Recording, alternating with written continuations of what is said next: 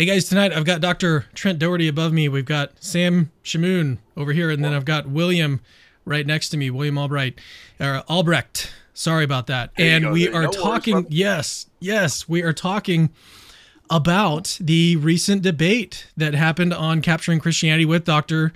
Trent Dougherty and Dr. Christopher Tomaszewski, and also one Jay Dyer, who had to leave the debate early. We're going to talk about that. We're going to talk about his sources. We're going to discuss his opening statement that he brought during that debate, which, by the way, guys, if you don't know this,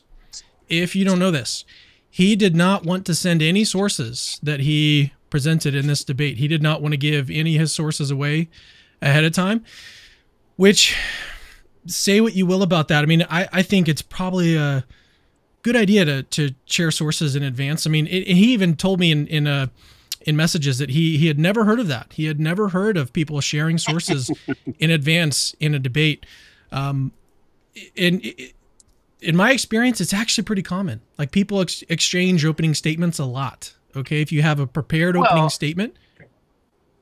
And if you're looking for truth, if you want to understand something, then it's a collaborative project, you know? Right. And so when Cameron mentioned that he claimed to have some passages that had a certain import, I'm like, oh, interesting. I'd love to see those. And then Cameron's like, he says he won't send them. I'm like, what?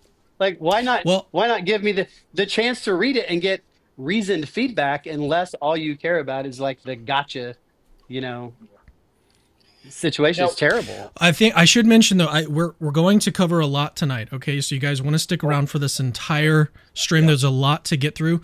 One thing that we're going to get through is the first quote that he presented in his opening statement, which it was a quote that it seemed like really only the only quote that was really relevant to the debate topic. Do Christians and Muslims worship the same God? That was the debate topic. And so he produced a quote from Pope Urban II that said that Muslims worship demons. And it was it's the only quote that he provided that was even remotely relevant to the debate topic. And I say remotely relevant. Yes, sir. Before you jump in, one second, two things, by the grace of God. Number one, we just to let people know you've added new mods so that they won't tolerate any venom insults, because already they're saying salam alaikum as if they're funny. But anyway, put that aside. If you want, you have a feature on YouTube. I don't know if you can do it. You can actually put the comments on slow-mo for 60 seconds so they don't bombard you with nonsense. But just to add my 2 cents. That's a good idea. I'll do that right now. Yeah. Add my 2 cents. Now, I've debated in moderated debates. I don't prefer them. But just to let you know, because I'm not a professional debater, so this is news to me, I've never asked a Muslim to send me their statements, nor have they asked me to send my statements. So I don't know if it's unusual. It may be for your circles, but in the case of the people I've debated, and Jay has debated similar individuals, I've never sent people my opening statements, and I haven't asked them to send me theirs. So I just want to be fair. Can I comment too? But also there's a difference between opening statements and material, source material. Yes. You know what I'm saying? But like, let me briefly comment on that, just very, very briefly. I've debated a ton, and I know Sam prefers open dialogue kind of debates. We've debated sometimes together. We've had multiple debates together. Let me just say this: I have shared my sources many times over.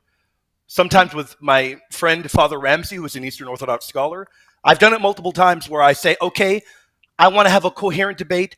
I want us to be on the same page, to be able to engage back and forth.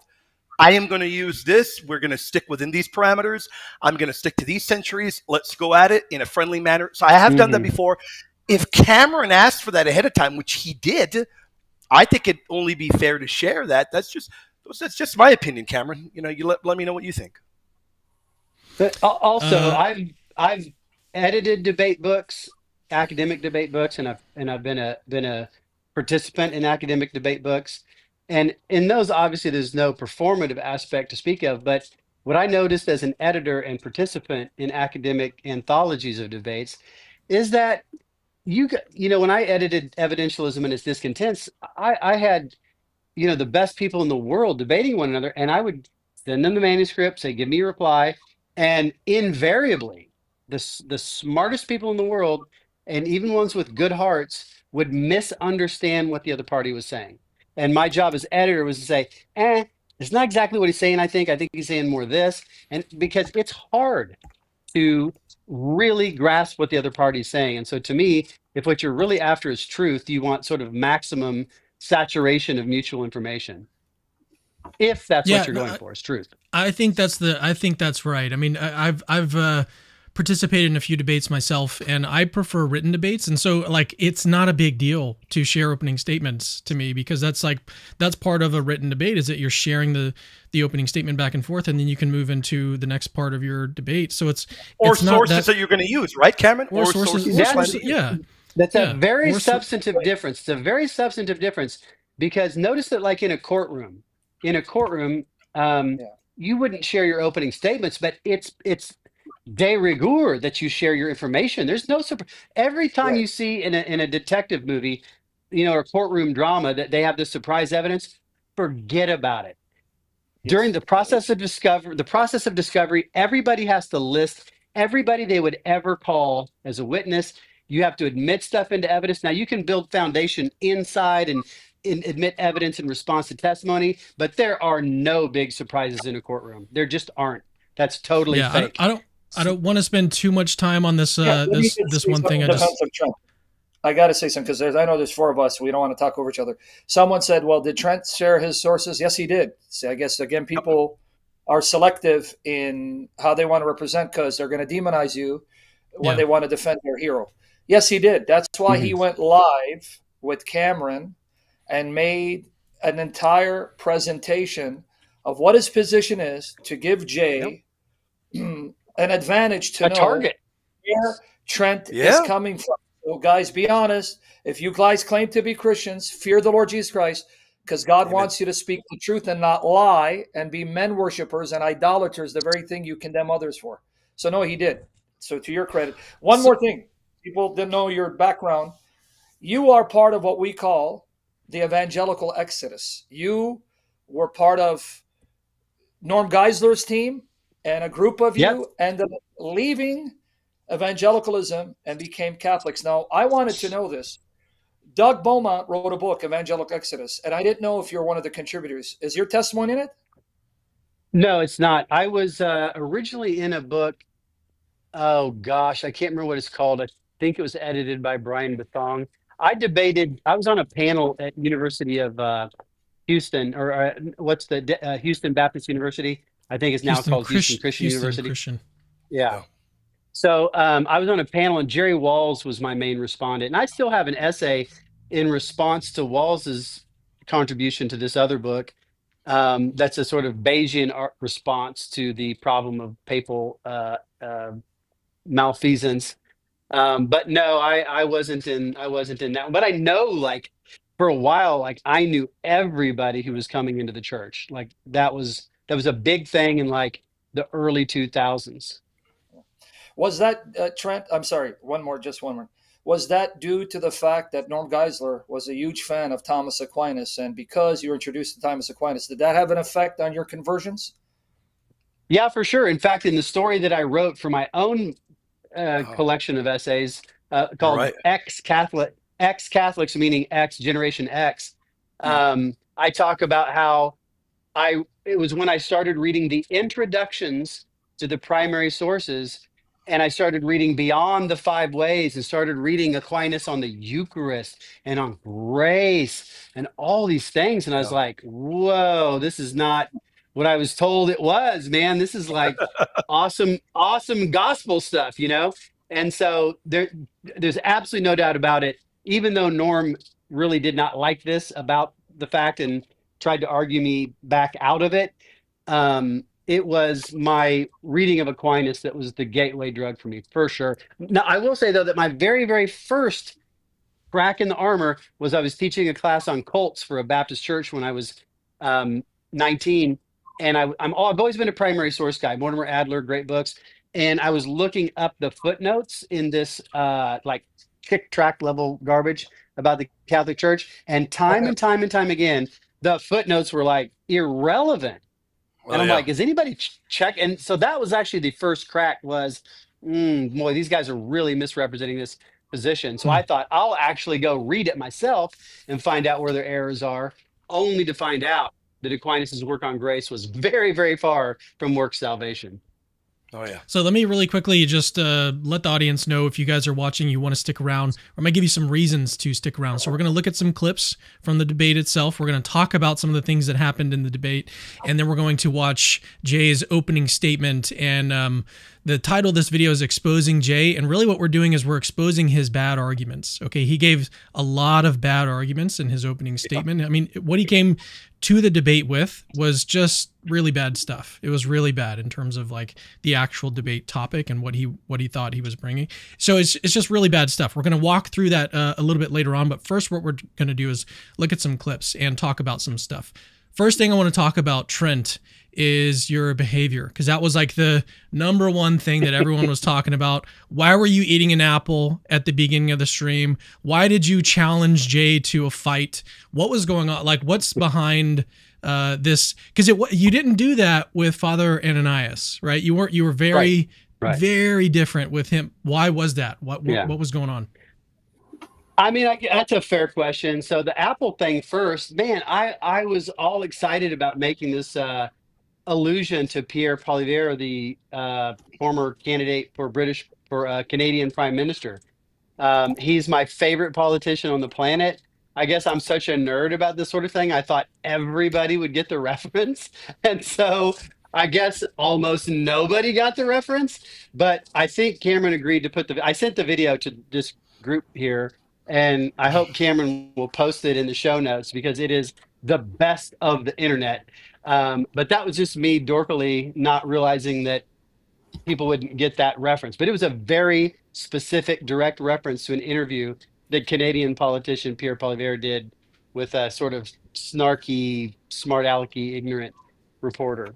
And then as far as the like aggressiveness stuff, I don't really like doing that. I only do it when I feel that it's necessary, when it's in the service of a greater good. So if you look at any of my debates, if it's with Tom Jump, I start out like a lamb, very nice, very kind. Tyler Fiction, start out like an absolute lamb. Aaron Ross, start out like a lamb. And once they get nasty, then I just meet their energy just so that they don't think they're bullies. Let's face it, they're bullies. And I've never liked a bully at all. Yeah. And Jay was nothing but a big bully. So I actually learned this term from my son who was watching the debate. He goes, "Man, you were rage baiting that guy." And I'm like, "What? I was doing what?" He's like, "Rage baiting." And I'm like, "What's rage baiting?" And it's like, he said, it's like when you're poking somebody who's out of control to just try to send them over the top. And I'm like, yeah, that's exactly what I was doing. He was being a bully. He was trying to use his volume and rhetoric and all that to sort of shut the debate down, to shut down rational processes. And poor Father Ananias was sitting over there not getting to say a word, and Christopher's not going to stand up to that sort of thing. Yeah. I mean, Christopher's a big boy. He's very smart. He's very good in debate. Actually, he can be quite pointed, but he's polite. He's not. And if I felt like, and people in the, I was getting a lot of texts and direct messages saying, you got to shut this guy down. You can't let What him did I do tell this. He's you? gonna What did I walk tell you, Trent? What did I text you? I told you. William told me William told me up front that this guy's going to try to bowl everybody over, and William can testify that I said, that's fine. I'm going to be nice, and if he gets nasty, I'll shut him down. But I'm hoping he doesn't. And I told you got to be aggressive, and I told you once his script is over, he will pout. He has a script he runs all the time. Once that script is done, there is nothing. It is all rhetoric. It is all anger. He will try to yell over you, to talk over you. There is no substance behind anything Jay Dyer has. So I just took control of the situation. I took control of him and his mind, basically, when you think about it. And I turned his anger and vitriol and everything against him by sort of holding up a mirror. And so I became like, what's a superhero, or like they're just rubber or whatever, and it like bounces off them and like goes onto them, right? And then think of like in Kung Fu Panda, I think it's like the third one, when they shoot this like cannonball at Poe, and he does this move like water where he's just like, and he just like slings it back at the guy, right? So that's how I feel like what I was doing. I was in complete control the whole time, as you pointed out. Like I wanted to get it back over on the Father Ananias. I wanted to hear what he had to say. I wanted to hear what Christopher had to contribute. And remember, Christopher was my student, so I've still got a little Papa Bear in me, right? And I was not going to let him uh, dominate my student, former student, and this, not to mention his own debate partner, who's kind of, a much quieter, soft-spoken, reasonable, kind of logical person. But I mean, if you look at how I was smiling, I mean, I was just making the guy lose it, so he was to take his power away. The only thing I'll say is I'm probably the only one here, but I'm going to be honest. I love Jay's style. So I know maybe you guys don't. I love his style. I do not. Oh my God. I like being aggressive, as you know that, Sam, but maybe the style, but he has no substance behind his arguments. There's a big difference. Yeah, while you guys debate him, I'm trying to tell you what I like about the guy. You can deny it all you want. You shoot. You want to have it? No, I got it. I love the Bible and the fathers. I don't have a problem. So Go ahead, yeah. I got to be honest, though. I actually very much don't like it because a prior iteration of me was more like that naturally, My first really great intellectual mentor, Mr. Reynolds, when I was when I was a sophomore in high school, he's passed away now. It's really sad. It really sucks. It really sucks to not have your mentors around anymore because Agreed. he was a track coach. He was a track coach. He was in great shape. I don't know why he died, man. He really should have still been around. Such an important person to me. And I was a little bit, when I was 17, I was kind of a jerk like Jay is and kind of used my intelligence and rhetorical abilities in ways that were sometimes abusive. I don't like going back to that place. It's kind of like Hulk, Oh, look at this. Look at this guy. There you go. There you go. Look at that guy. He's a little I shy. cat right here. Yeah. But he's my guy. That's my guy. Right there. What was I did not know you had a kitten. I want to ask you. Oh, yeah. You got inside information, and then we can go into the club. They say that Norm Geisler was pretty rough, too, and in your face. Norm was, oh, yeah, man. Really? Norm was, they Yes. call him Storm and Norman. But again, he got the name Storm and Norman. Actually, when we were in his research assistants were all really smart, but also we were all really goofy. And so we would make up this narrative where like he used to be a Mormon and then he became Calvinist Christian, and we called him Stormin' Norman, the reforming former Mormon. And so we were like, but he got that reputation because he cared so much about truth. When he was at Trinity Evangelical Divinity School, and he felt like Kenneth Katzer and others were Murray Harris was denying the resurrection. Yeah, he's like, we can't have this. This is leading people astray. Norm was first and foremost a pastor and an evangelist, and he took it seriously when he felt like the gospel was being compromised. In person, when he would have me over for dinner and Barb would play the piano and cook chicken cordon bleu, he was so gentle and he loved his children and talked so highly of his children, and he had lost a child. That's more like me, where by nature I really want to just be kind of boring in a way.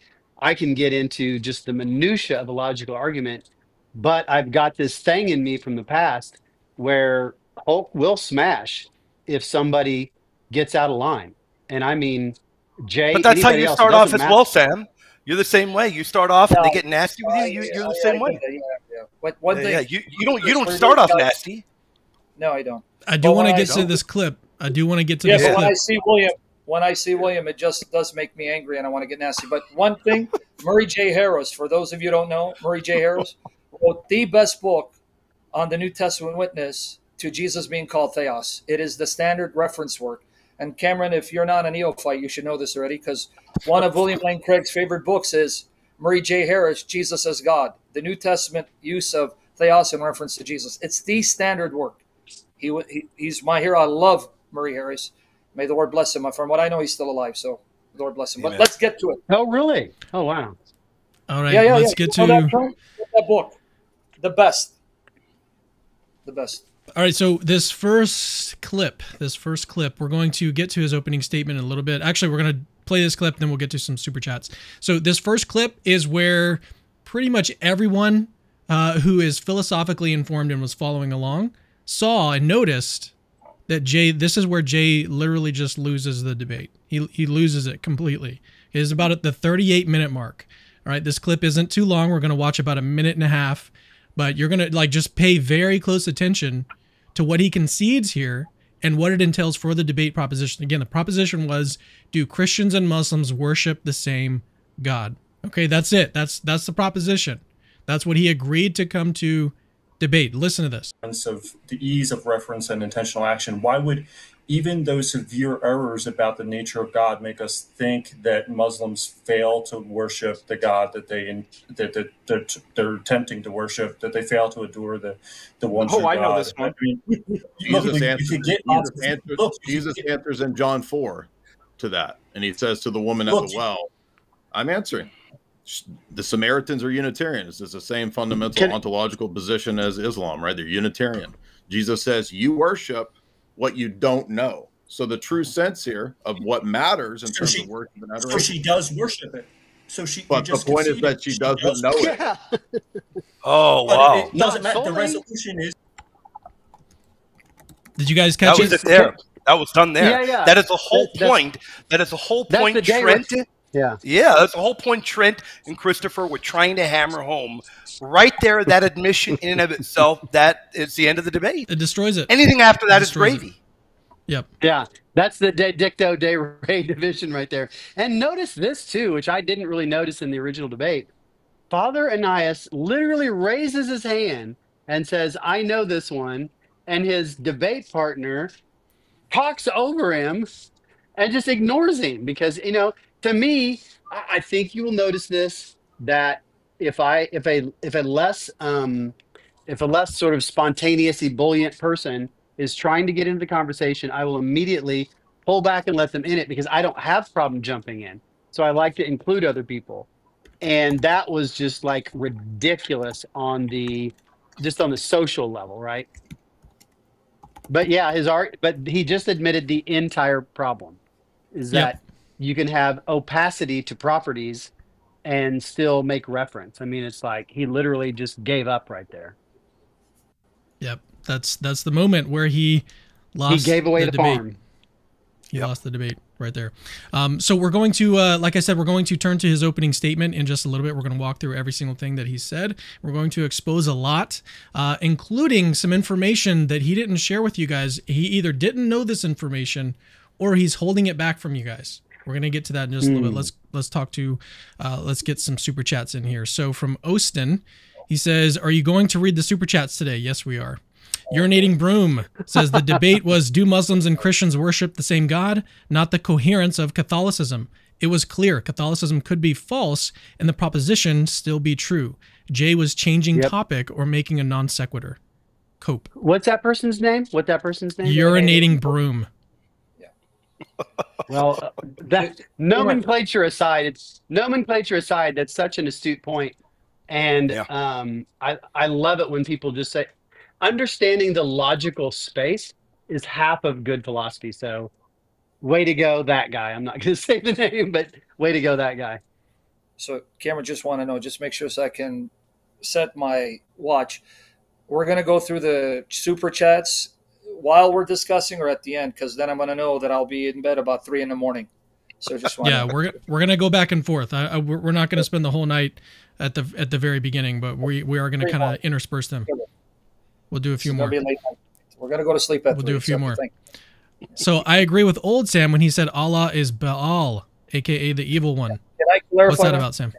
Yeah. He's never changed his position. Yeah. See, here's why I really, if they had just watched my series, I really, really, really dislike when people who claim to be Christians, will slander and lie and misrepresent, because we serve the God of truth. Jesus Christ says he's the truth. So at the very least, if we truly fear Jesus Christ, as some of these cowards claim, then they want to accurately represent the opposition, not demonize them, because that means you are of your father, the devil. And I'm not going to be politically correct. If you've actually gone back, I haven't changed my position, because I'm talking about Allah in pre-Islamic Arabia, according to the Muslim sources. I'm getting this from Muslim sources. I'm not getting it from just willy-nilly. When I study the Muslim sources, Ibn Kathir, I'm not trying to name drop. Ibn Kathir, Ibn Ishaq, they state, and I've documented this, they state that the chief god of the Kaaba, the chief god of Mecca, the Lord of the Kaaba, is Hubal. According to those sources, Hubal is an idol that was imported from Syria. There is a man that Islam, now again, you may deny Islamic tradition because you have some outstanding scholars like Jay Smith, love that brother, Robert Spencer, who don't believe in the Islamic narrative. They believe that the Islamic narrative is too late and it's fictionalized. Be that as it may, I'm going with the sources deemed authentic by Muslims. They say a man named Amr ibn Luhay went to Syria, and one source even says that the Amalekites, calls them Amalekites. Another source says the Moabites gave them an idol of their chief god. Well, read your Bible. The Moabites worship Baal. So Baal, however you want to pronounce it. Now notice, Hubal. So some think it's in an Arabicized form of he is Baal, or an Arabicized bastardization of Ha-Baal. Whatever the case is, if anyone knows anything about paganism, you have shrines. A shrine will be erected to one particular deity, right? So if the shrine in Mecca was erected for the worship of Hubal, and Hubal is Baal, that means the Allah of pre-Islamic pagan Arabs is Baal. Now, if you actually represent me correctly, Muhammad comes along and he takes a little bit here, a little bit there, mixes it up, and according to him, that Allah that the pagans worship is the same Allah that Jews and Christians worship. So he dissociates Allah from its pagan roots and presents him as the God of Abraham. So if you're asking me, what is the roots of Allah of the pagan Arabs? It is Baal worship, but that's the deception of Satan. He's now repackaged it so that Muslims no longer know or realize that this Allah of pagan Arabs is Baal, because he's duped them to thinking it's the God of Abraham. And that's what the Catholic Church is saying, that they profess to adore the God of Abraham, because that's what the Quran says. It doesn't say, hey, this is Baal, and he's in competition with Yahweh. But brother, you've been saying the same thing for a decade or more, brother. I even been saying same thing you've been saying. Yep. So there you go. Whew. Gonna raise my blood pressure. That's why I'm in the kitchen. I'm about to fry some people. When Make I'm a angry, coffee, brother. Get some coffee. So Trent is right. Catechism right. The Muslims confess the God of Abraham. They have no clue about the origins of Allah in pre-Islamic Arabia. So if I tell a Muslim, hey, Allah of pre-Islamic Arabia was originally Baal, they'll say you're a liar. What are you talking about? It's the God of Abraham. Where's the problem? Actually, they'll probably say, what? No, they actually say I'm lying, I'm a slanderer, I'm a wicked tool of Satan, I'm a kafir. Well, I'm sure the ones on the internet stalking you are, but I'm just saying the average Muslim will never have heard of any of this. They don't even know who Baal is. And to top it off, to make it even worse, in chapter 37 of the Quran, if you read 123 to 125, their Baal is depicted as an enemy of Allah, because it regurgitates the story of Elijah and his showdown with Baal. So if I read the Quran and I see that Elijah is telling the worshippers of Baal, your Baal is fake, worship Allah because he's the true God, then which Muslim in his right mind thinks Allah is Baal? There you go. None. There you go. Yep.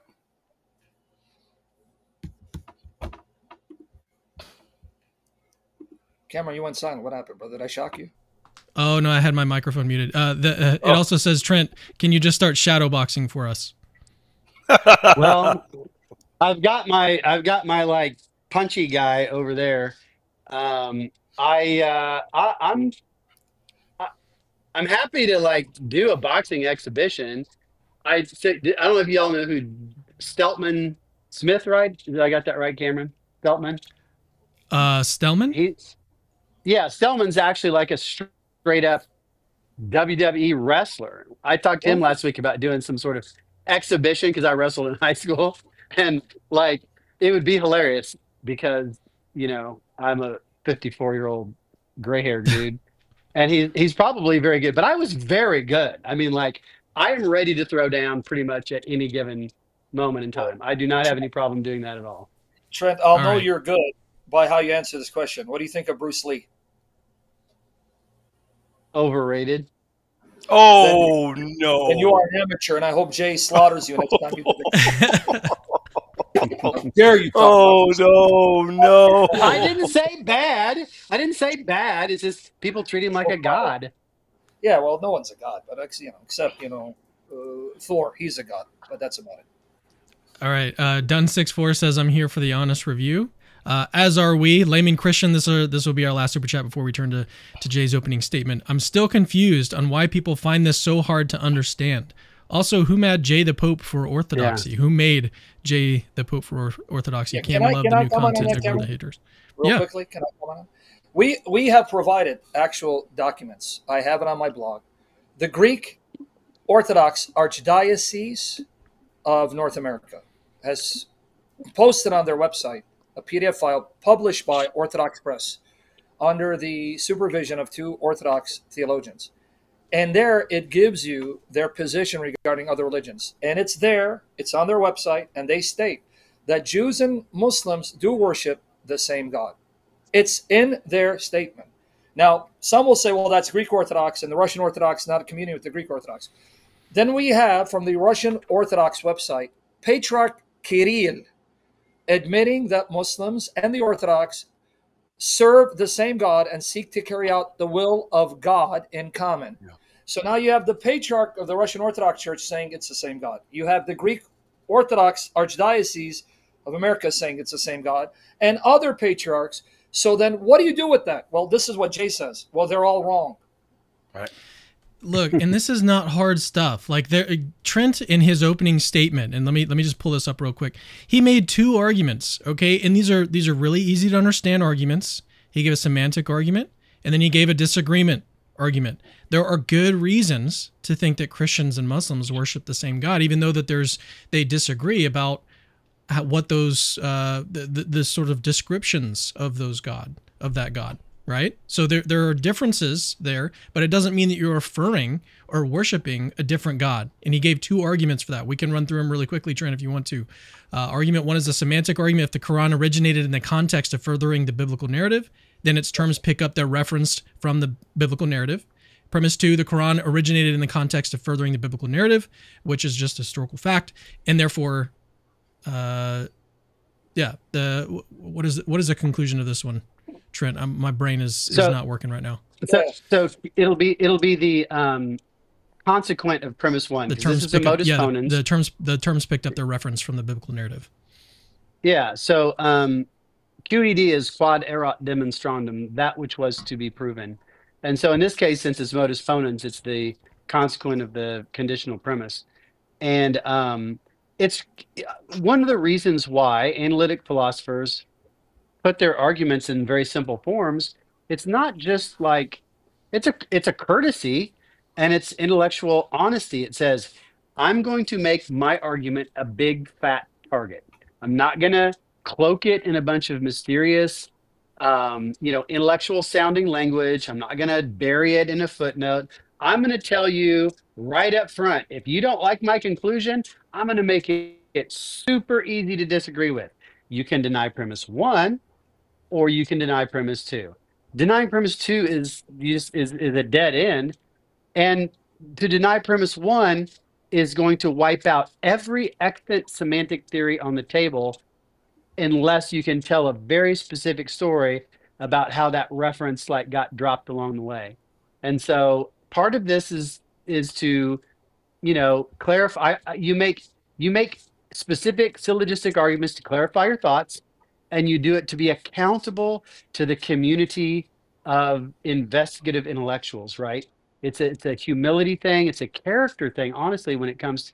And analytic philosophers, this is a great virtue of analytic philosophy, is I'm going to make my argument. I'm a target. I'm going to show you the soft underbelly. I'm going to expose my argument to you in its finest detail so that you can know exactly where to knock it down. And yet, he didn't even mention my arguments.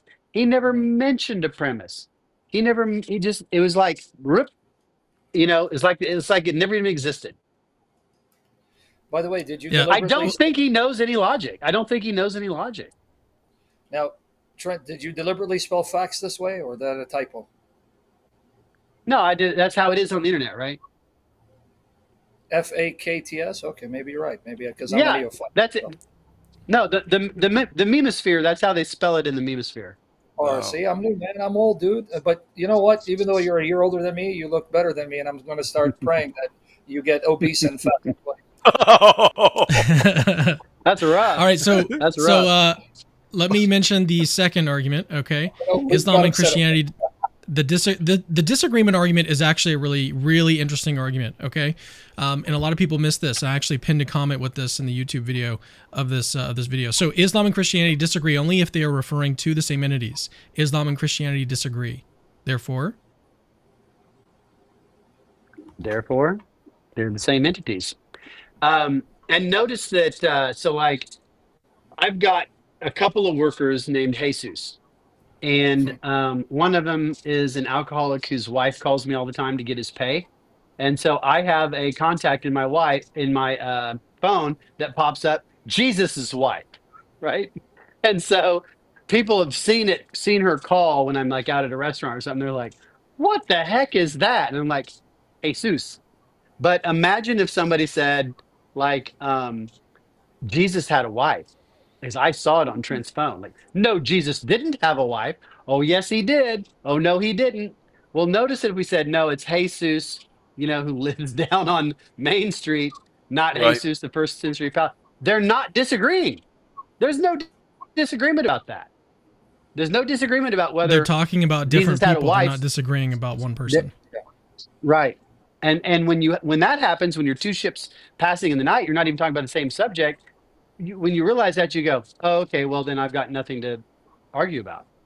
But that's Right. precisely what isn't the case when the Quran says that Jesus didn't actually die on the cross. They're Yes. not talking about a different Jesus. They're wrong. It's mistaken. If Islamic theology implies that God is not a loving being, it's not just like, oh, we don't disagree because Islam God's not loving, but Christian God is. There's no disagreement. No, there is disagreement because they are saying of the God of the Abrahamic faith that he's not fatherly or loving. And that's not true. That's false. I disagree with that. And every good Christian should disagree with that. But what a weird outcome if we're not even disagreeing with one another.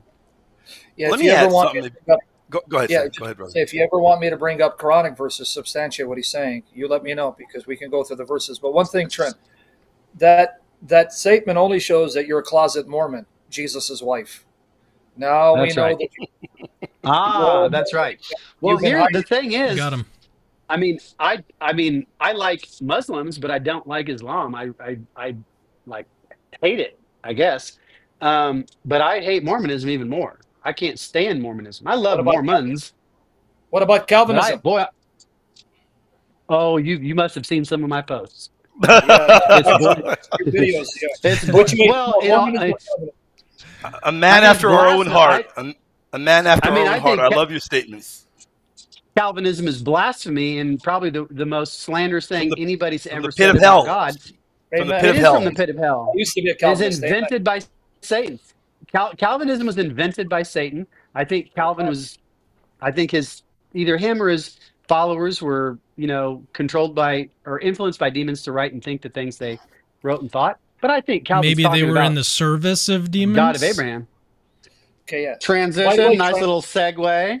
Yeah, but by the way, Trent, you just made an important statement that someone can be inspired by demons to refer to the same God, but distort the picture and nature of that God. But nonetheless, it is the same God, but due to demonic influence, they're distorting the reality of Yeah. that God.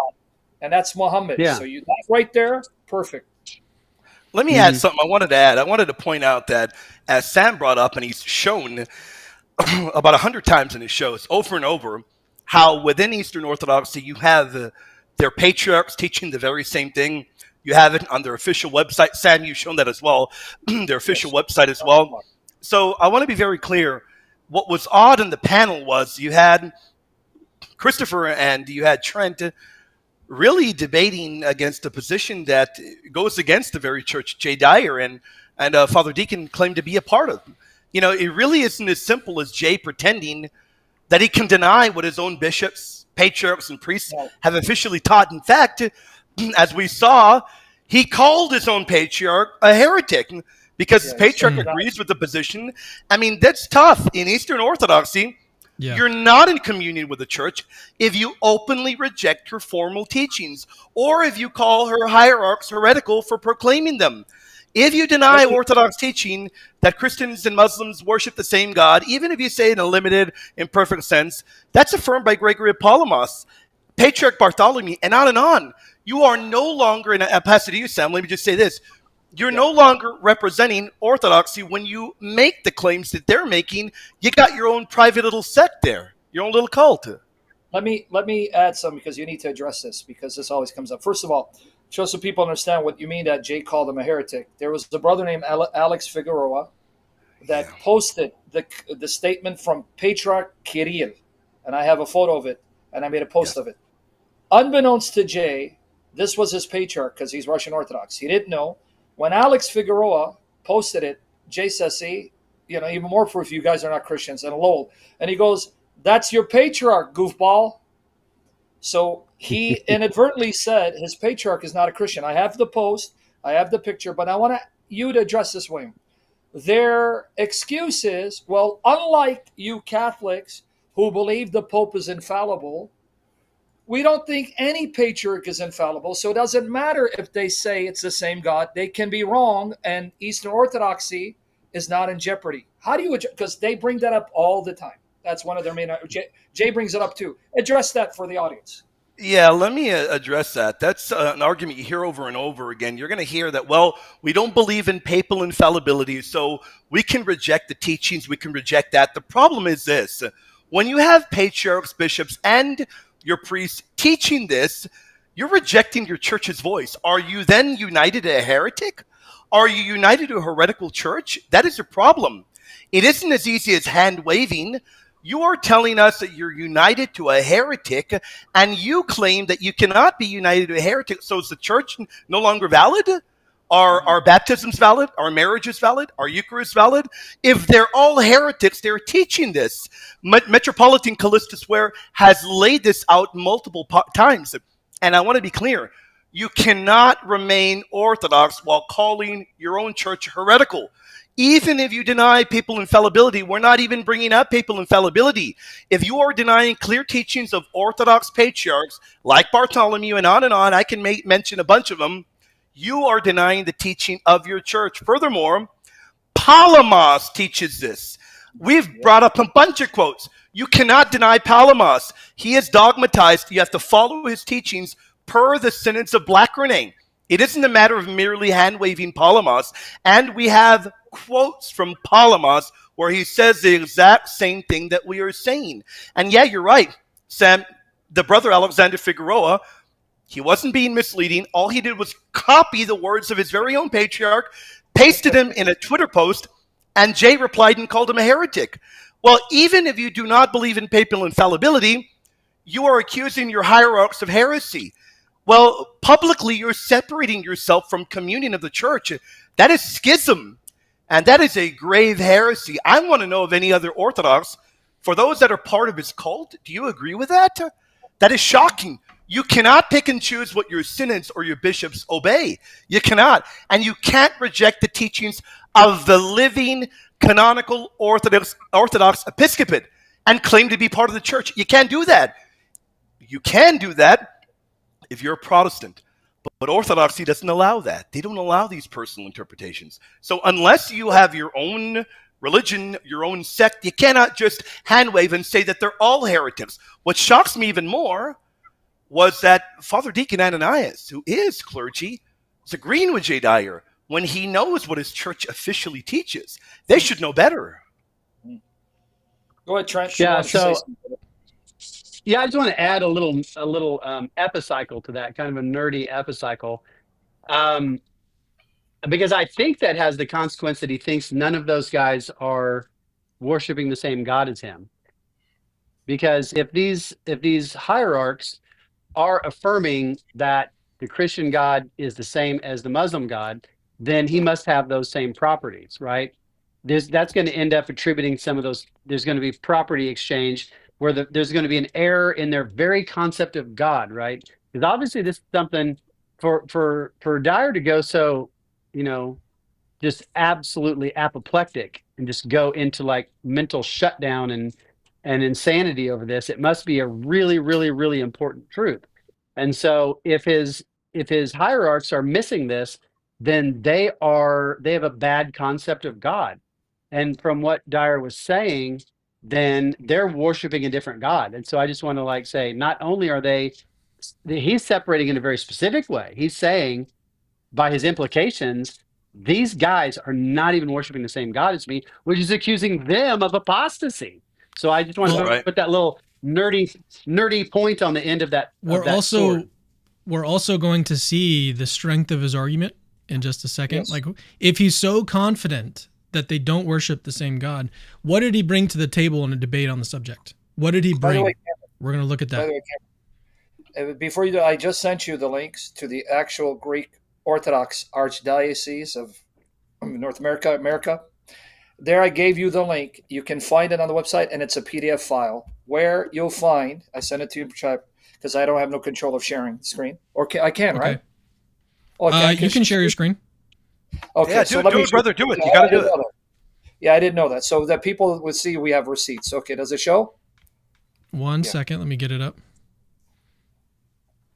Yeah.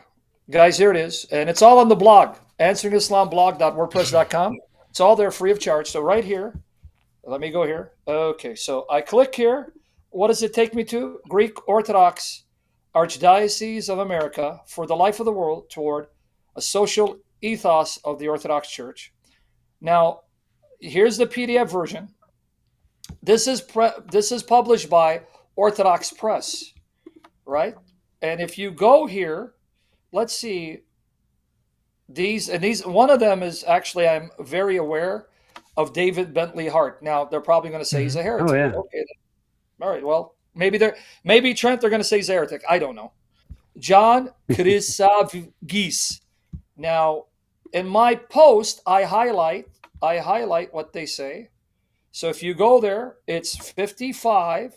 I highlight it, and you're going to see as you scroll down, they're going to pretty much say that the Muslims and the Jews do have the same God in mind, and that we need to then work towards better mutual understanding. And it even says that the church needs to ask God for forgiveness for how the church has treated the Jews during the medieval period. It's all right here. I'm not making up. It's right here. It talks about Islam here. Look right here.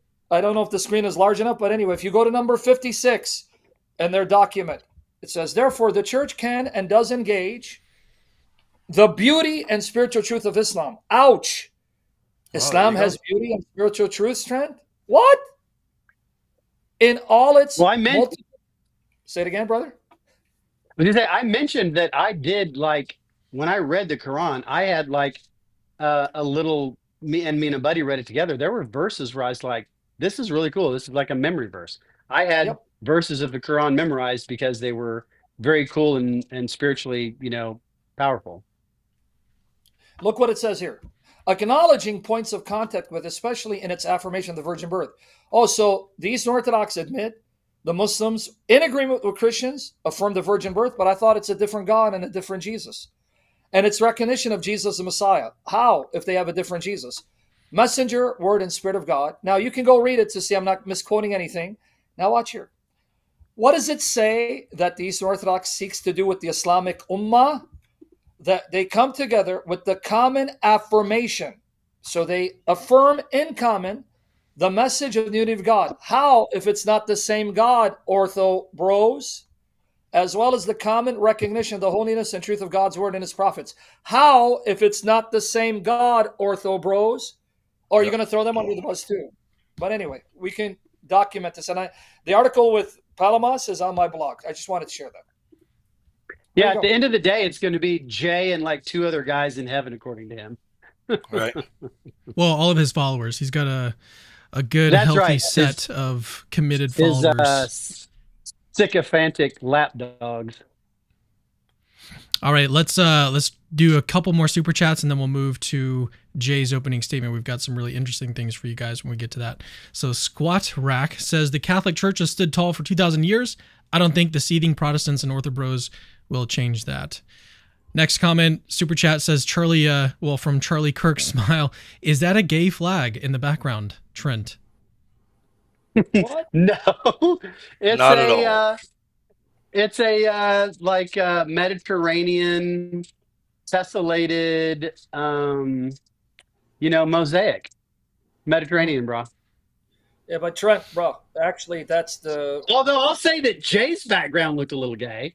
And I asked him about it in the green room, like in a nice way. I was talking to Father Nice. I was being super, super, super nice. And it turns out that Father Nice and I have a common college buddy. And I was like, oh, that's so cool. And I was Jay was not really participating in the chit chat at all. So I go, hey, that's kind of a cool sign behind you. What is that? And he kind of goes, it's just there. I'm like, I'm not trying to it's not a criticism. It looks a little like, something that would be on a Hawaiian restaurant or something. I don't know what the heck it is. Maybe it's neat. I'm just trying to make conversation, but it's, slightly gay. Yeah, but so don't forget, Joey, just want to say this: the rainbow is not the gay flag; it's the covenant between God and Noah. We need to reclaim it for Jesus. Yeah. So reclaim it for Jesus. Bruce Lee's Joey still the Esto, best. Joey Esto says, Trent, that's exactly how you handled Jay diarrhea. Great job. Well, Joey's the man.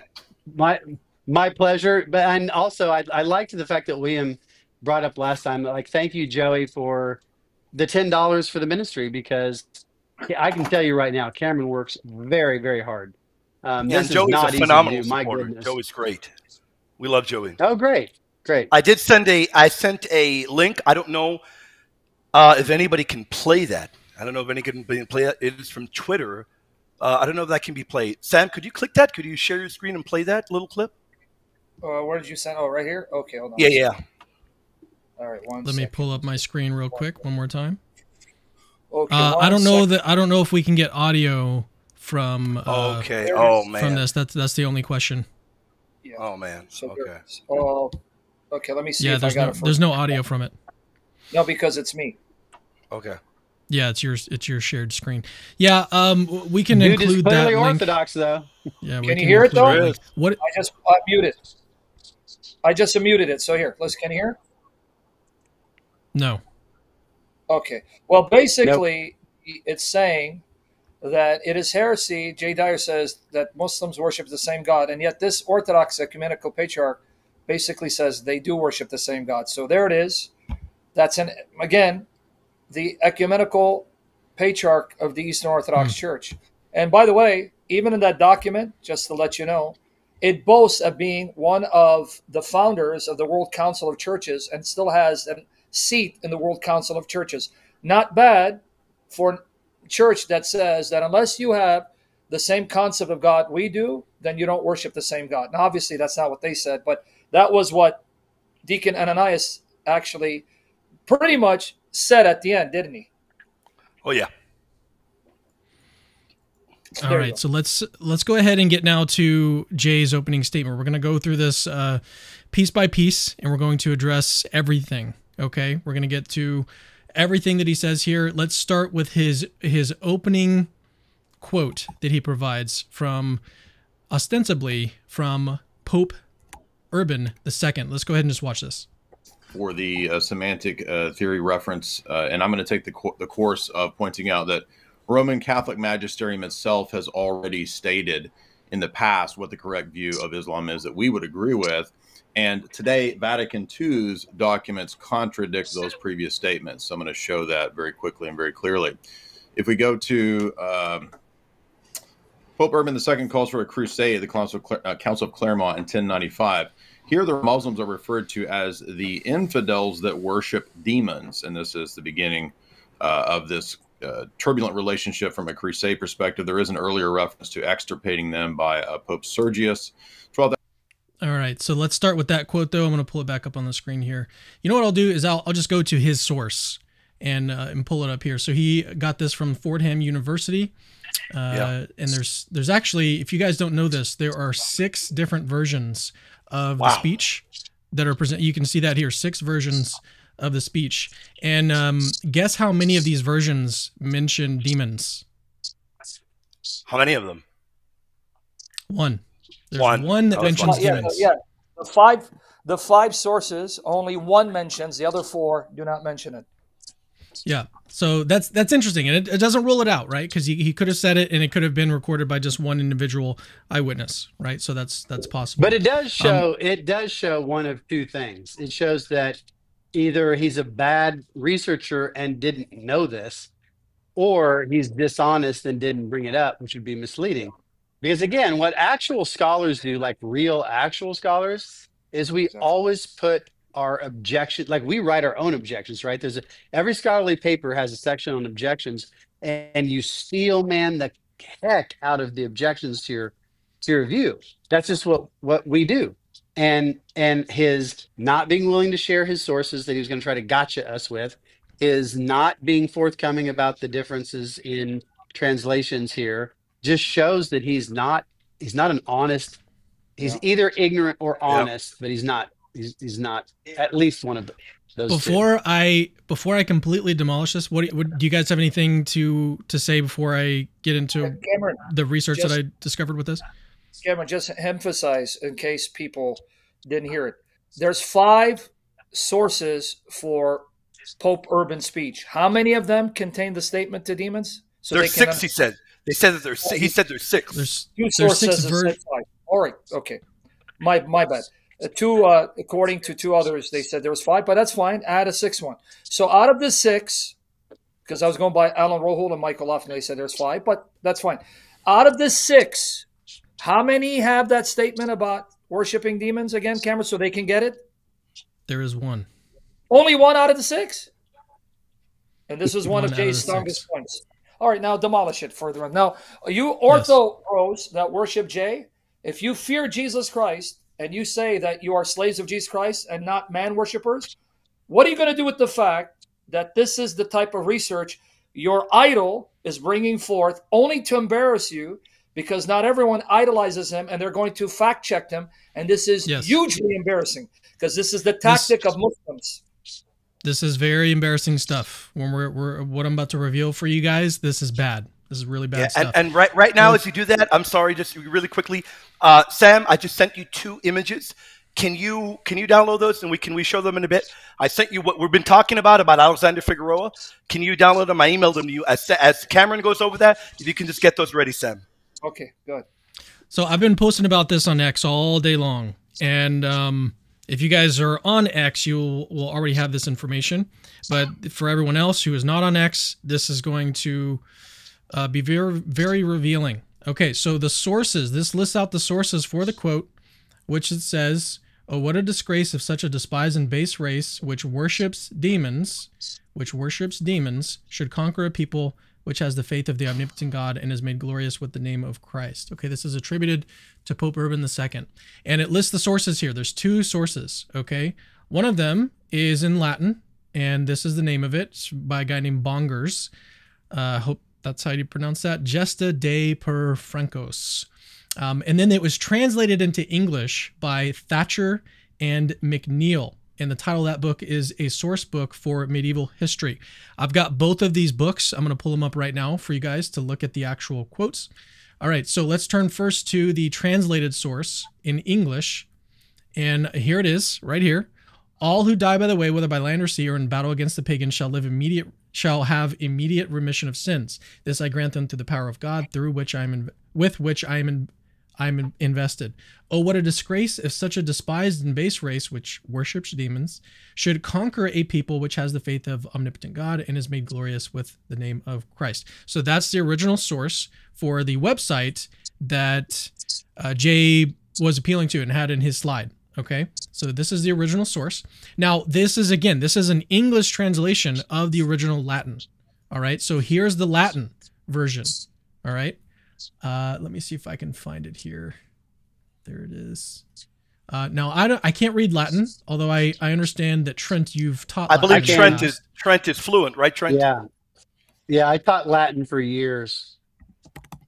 So what does this say here? Let's start with this sentence right here. Well, I mean, I can't begin to see that sentence without I can't even begin to see it. But the important point is that can you highlight the word ancilla?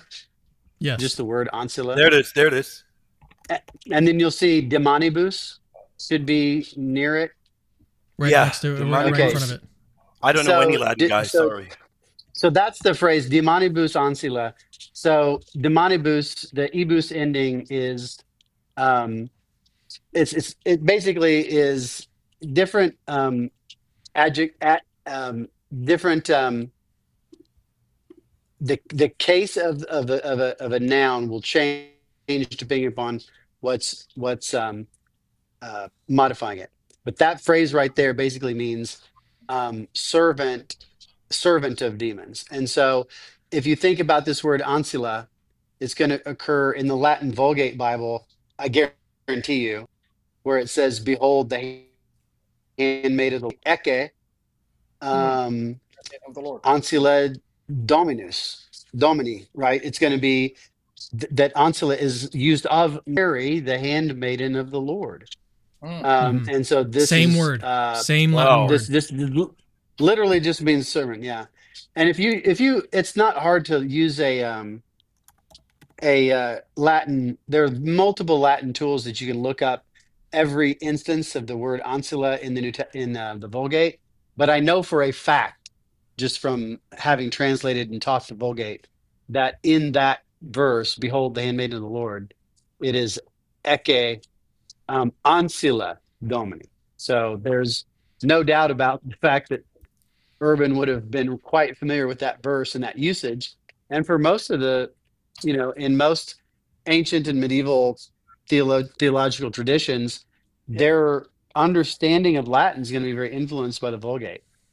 By the way, it's not like he's not going to mean something totally different than what's in Vulgate. Right. He's not going to use it in a way totally different than what the Vulgate uses. It's just not going to happen. Yeah. Well, just to confirm right there, here it is. This is the Douay-Rheims with the Latin. Oh, you got it right there. There you go. Buddy, everything internet. Just pay for internet, dude. Shoot. Don't use your neighbor's internet. I'm sorry, man. I'm stealing the neighbor's Wi-Fi, man. Don't be a hater.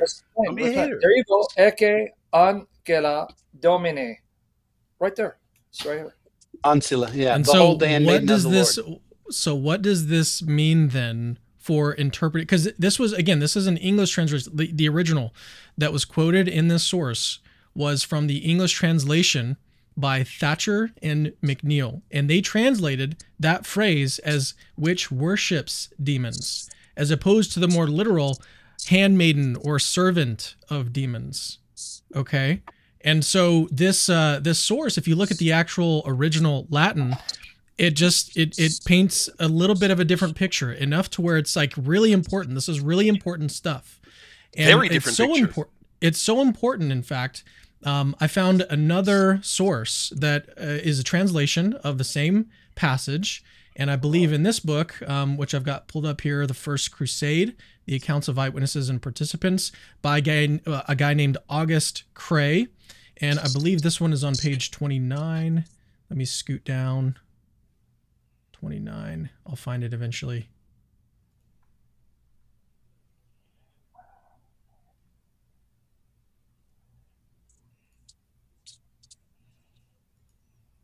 Here it is. This I grant to all who go through the power vested in me by God. Oh, what a disgrace if a race so despised, base, and the instrument of demons. The instrument of demons. You guys see that? So this is a different translation of the same passage from Latin, and he translates it as instrument of demons. He doesn't say worships demons, and I think it's because the original Latin is different. It doesn't say worships demons. More literally, Trent confirmed this. More literally, it just means servant of demons. In this case, instrument. Yeah, absolutely. No, and again, especially since this is an ecclesiastical writing, is the usage is going to be influenced by the Vulgate. I'm sure there are cases where people used it. That the ecclesiastical writers in the medieval ancient and all throughout the Latin, the Latin Christian West is always going to have their theological writings influenced by the Vulgate. And so it's going to be very rare and unusual that a father would use a Latin term very differently than how it's used in the Vulgate. Because keep in mind, this guy Urban, I don't know, somebody Google it. Where did he live? It's not like he was from Italy. This guy's not an ancient Roman, right? Latin's an ecclesiastical language. Wherever Urban was originally born, it's like, Thomas Aquinas. It's not like he walked around talking in Latin. He was a big, fat, pasta-eating Italian, So I don't know where Urban was from, but his vernacular language would not have been Latin. He wrote in Latin when he was writing ecclesiastical missives, and therefore the whole, I took classes in ecclesiastical Latin, and the number one influence is the Latin Vulgate Bible. Yeah, if you want to share that screen again to confirm his point so people can see it. So people have got to look at that. Here it is. This is what he just say is because it's the Roman Catholic Church, and they've been influenced by the Latin Vulgate, and Latin is the vernacular. So here it is. Behold, the hand made of the Lord, Ecce. Now you pronounce it, because if I pronounce it, you're going to say, Well, I was a classicist, and so I often give it the Ciceronian pronunciation, but the ecclesiastical Latin has the Italianate pronunciation, so it would probably be Ecce Ancilla Domini. Behold, the handmaiden of the Lord. So Dominus is Lord, and Domini is genitive case, meaning of the Lord. So this is just super straightforward, simple sentence. Nothing fancy about it. Nothing weird. And so if you're going to give a straightforward translation of that ecclesiastical document by Urban, it's these guys are servants of the certains of demons, which they were. Now, by the way, I cannot help but wonder if this had anything to do with the reason why he wouldn't share his sources in advance. Now, maybe he didn't know this. Better.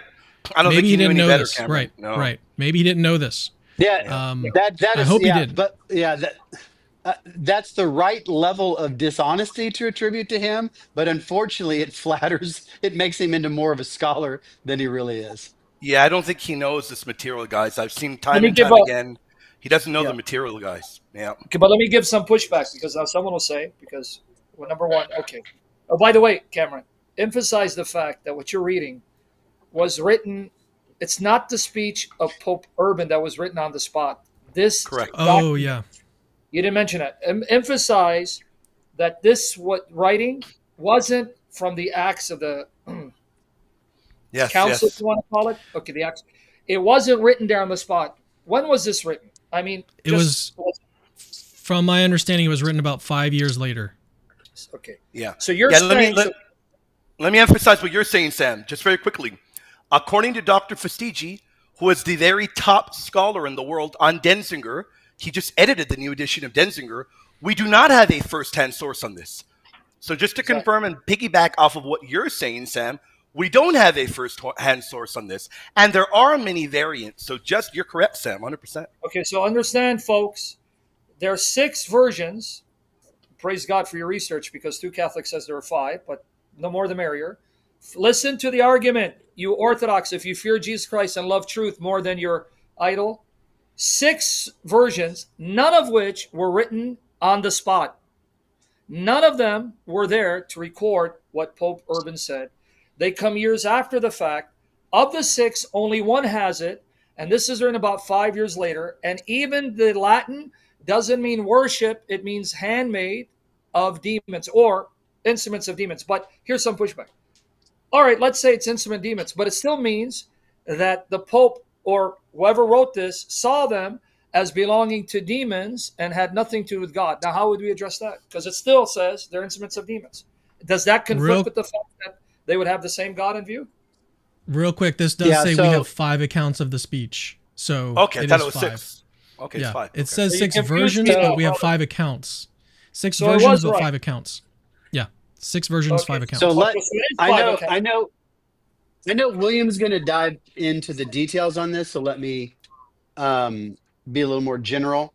So in the debate, I specifically said in response to this that there is no logical argument from they were servants, even worshipers of demons, to they didn't also worship the one God.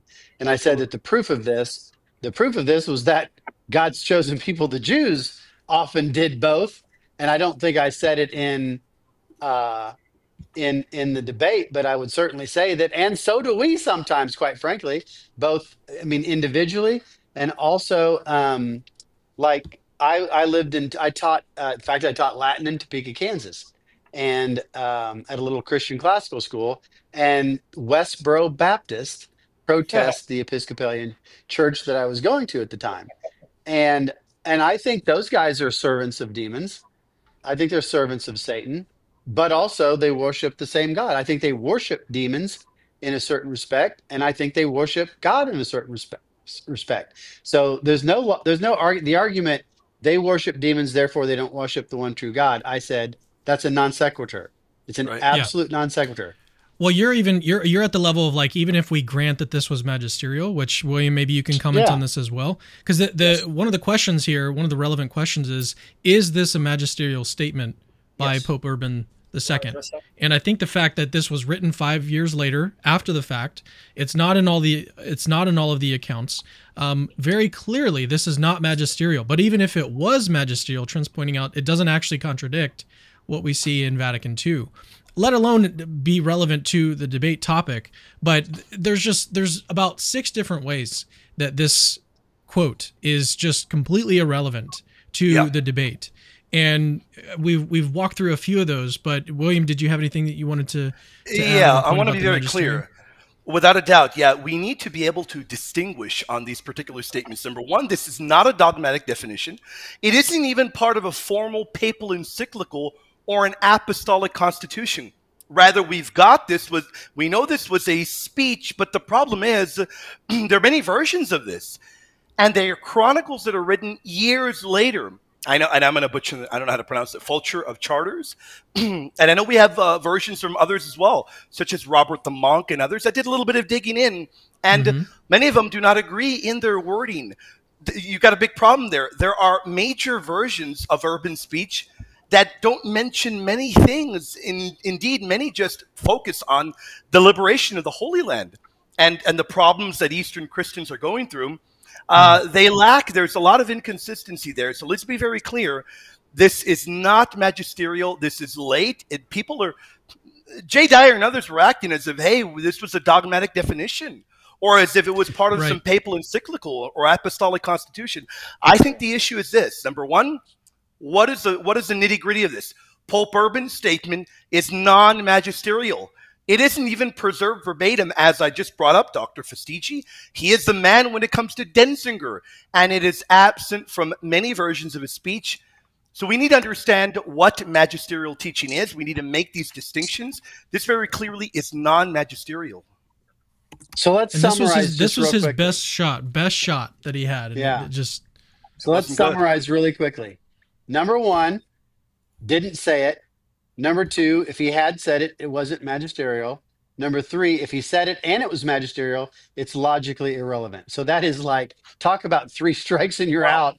I mean, it was an absolute loser of an argument. By the way, we'll get into the biblical data that he brought up to confirm what Trent is. So we'll get into that. And brother, can you share those images I sent you? Do you have them? Depends how much you're going to pay me. Probably $1, probably $1, brother. I'll send you a Starbucks while you're doing coffee. that, let's get through some super chats real quick. Trinitarian Christians don't worship the same God of Unitarian Muslims. Trent, you want to take that one? Why not? Well, yeah, they don't know that they do, but they do. I don't understand how, I don't want to try to pronounce that. I don't know how people keep missing this point. In fact, Jay Dyer admitted it, that people worship things without knowing it. Right. They don't. I mean, there are all kinds of properties that people have and other entities have that you may not know that they have. So you don't. The Muslims and Jews, well, that's the whole other thing. But Muslims don't have to know that God is triune to worship the triune God any more than I have to know that. Say some, it's not like Luke Skywalker battled his father. That's just a fact. Well, but he didn't know. So what? He didn't know. He still battled his father. He hated his father, but he didn't know. Well, it's still the father was the guy that he hated. He just didn't know that it was his father. This is like such a trivially easy thing that honestly, it's hard to believe that anybody who misses this is not just acting in bad faith, because it's too easy to understand for it to be missed. So either people are like just really, really, I don't think people are that dumb. So they've got to just be acting in bad faith. An agenda. I just want to add to that so you can answer this. Is it true, Trent, that if we follow this argument, how many Christians, be they Catholics, Orthodox, evangelicals, that go to churches that worship, glorify the triune God, how many of them even know what the Trinity is? How many of them even understand? Yeah, man. Oh my God. You asked me. I taught when I was a super hardcore evangelical Protestant, going to, get this, Grace Bible Church. Okay. So you can't get much more evangelical than that. So I was a Sunday school teacher at Grace Bible Church, and I taught a unit on the Trinity. And for like 3 weeks, due to a passage by Alistair McGrath, I was a modalist. Wow. I taught heresy in Grace Bible Church for like 3 weeks. And then I realized, oh God, wait a second. And I clarified for everybody. And then now I'm a kind of social Trinitarian. Now, either I'm right or I'm wrong. Okay. So, suppose I'm a social Trinitarian, that's either right or wrong. Either me or a bunch of other people have, very wrong accounts of the Trinity. I don't think they're not worshiping the triune God. If, maybe my social Trinitarianism goes too far. Okay. And then at some point somebody like shows it to me. I'm like, oh yeah, I went too far. Doesn't mean during that time period I was talking about a different God. I was just slightly mistaken in my theology.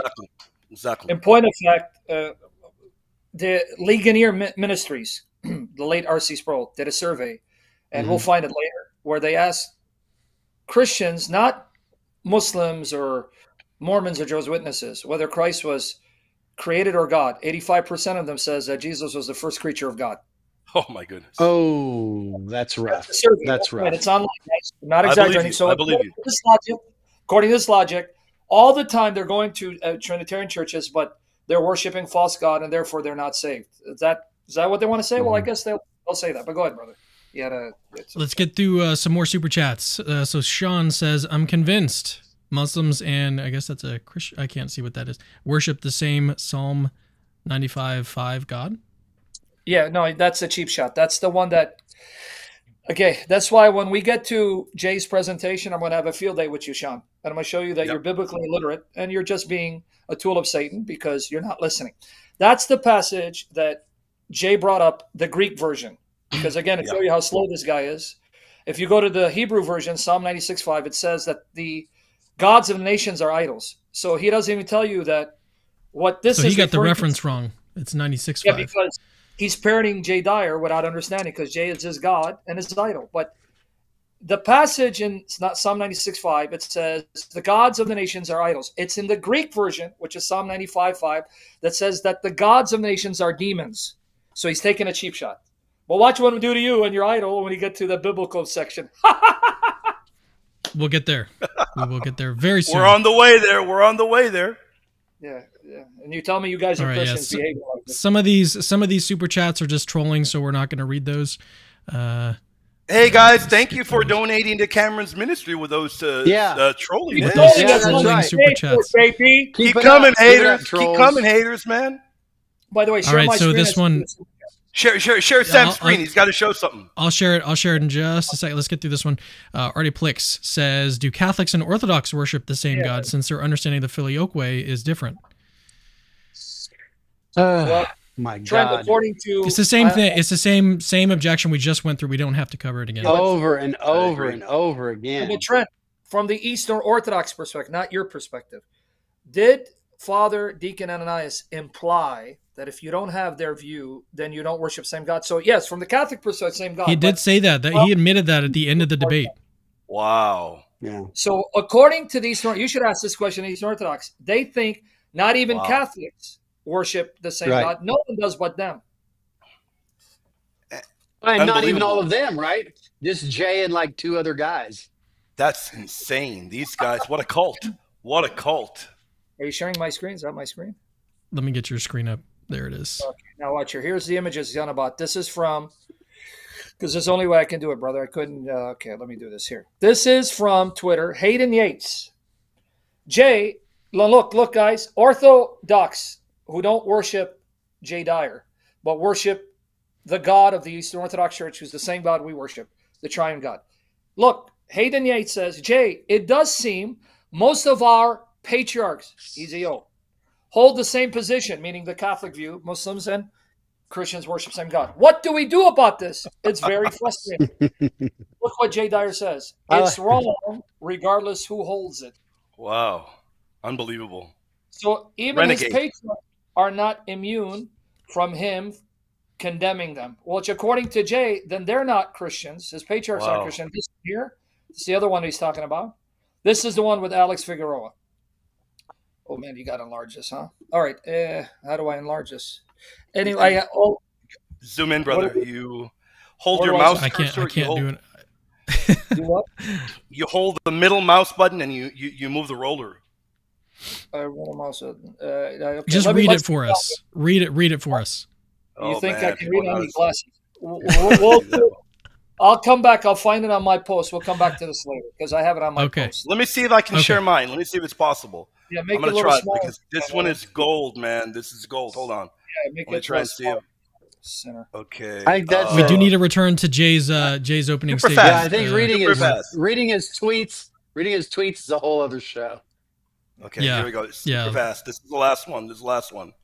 There we go. Let me know if you can see it. There you it is. See it? Yeah.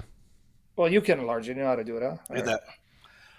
Alexander Figueroa, literally quoting from his patriarch, Orthodox Christians and Muslims are called to uphold their moral values, live up to the ideals of good, love, mercy, justice, mutual respect. We, Christians and Muslims, know and confess that God is the true creator of the world and the only lawmaker. Thanks for proving you're not a Christian. That's your own patriarch, you goofball. There you go. That is your own patriarch. And he said his own patriarch is not a Christian. There you go. Now, remember, Cameron, when you're going to Psalm 95, it's 96.5, it reads differently. You see, it says the gods of are worthless idols. But it's the Greek, which I'll give you the link later to. It says, and the gods of nations are demons. But let's go to his opening statement because he'll bring up, when does he bring up the Bible verses? That's up to you. Whenever you want to address we can actually skip to that portion if you want to. It's up to you because there was nothing in the opening statements really. Because there was nothing. Yeah, the other quotes, I think we can leave that maybe even for another show. Let's get to the biblical references. Do that. Because this is the one that's going to matter to people. Yeah. Yeah, so that is important because he's claiming that people are avoiding dealing with the Bible. Claiming that online. Let's just leave this up. We don't have to listen to him any further. We'll just leave this up on the screen. We'll go through each one.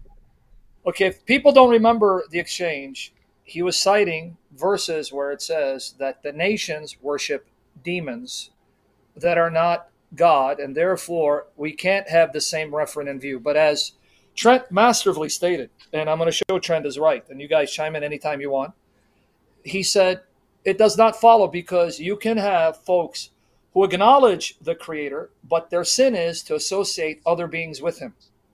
So in other words, I can be worshiping Yahweh and also Baal, but my sin isn't I don't have the same referent. It's that I'm adding another God alongside of Yahweh, and this other God is a demon. But again, I'm going to prove it from the very citations he cites. For example, notice, man, you guys want me to wear glasses. I even try not to wear glasses. Good job, brother Cameron. Okay, Psalm 95:5, the Greek version says, the gods of nations are demons. Well, that's echoed by Paul himself in 1 Corinthians 10:20. So let me deal with that. You want me to screen share? He's got the wrong reference on the screen. It's 96.5. You had it right earlier. No, he was not quoting the Hebrew. He's quoting the Greek. The Greek does say, and the Latin Vulgate is, because if you don't know this, Cameron, the Greek and Latin have a different numbering of the Psalms in the Hebrew. Oh, gotcha.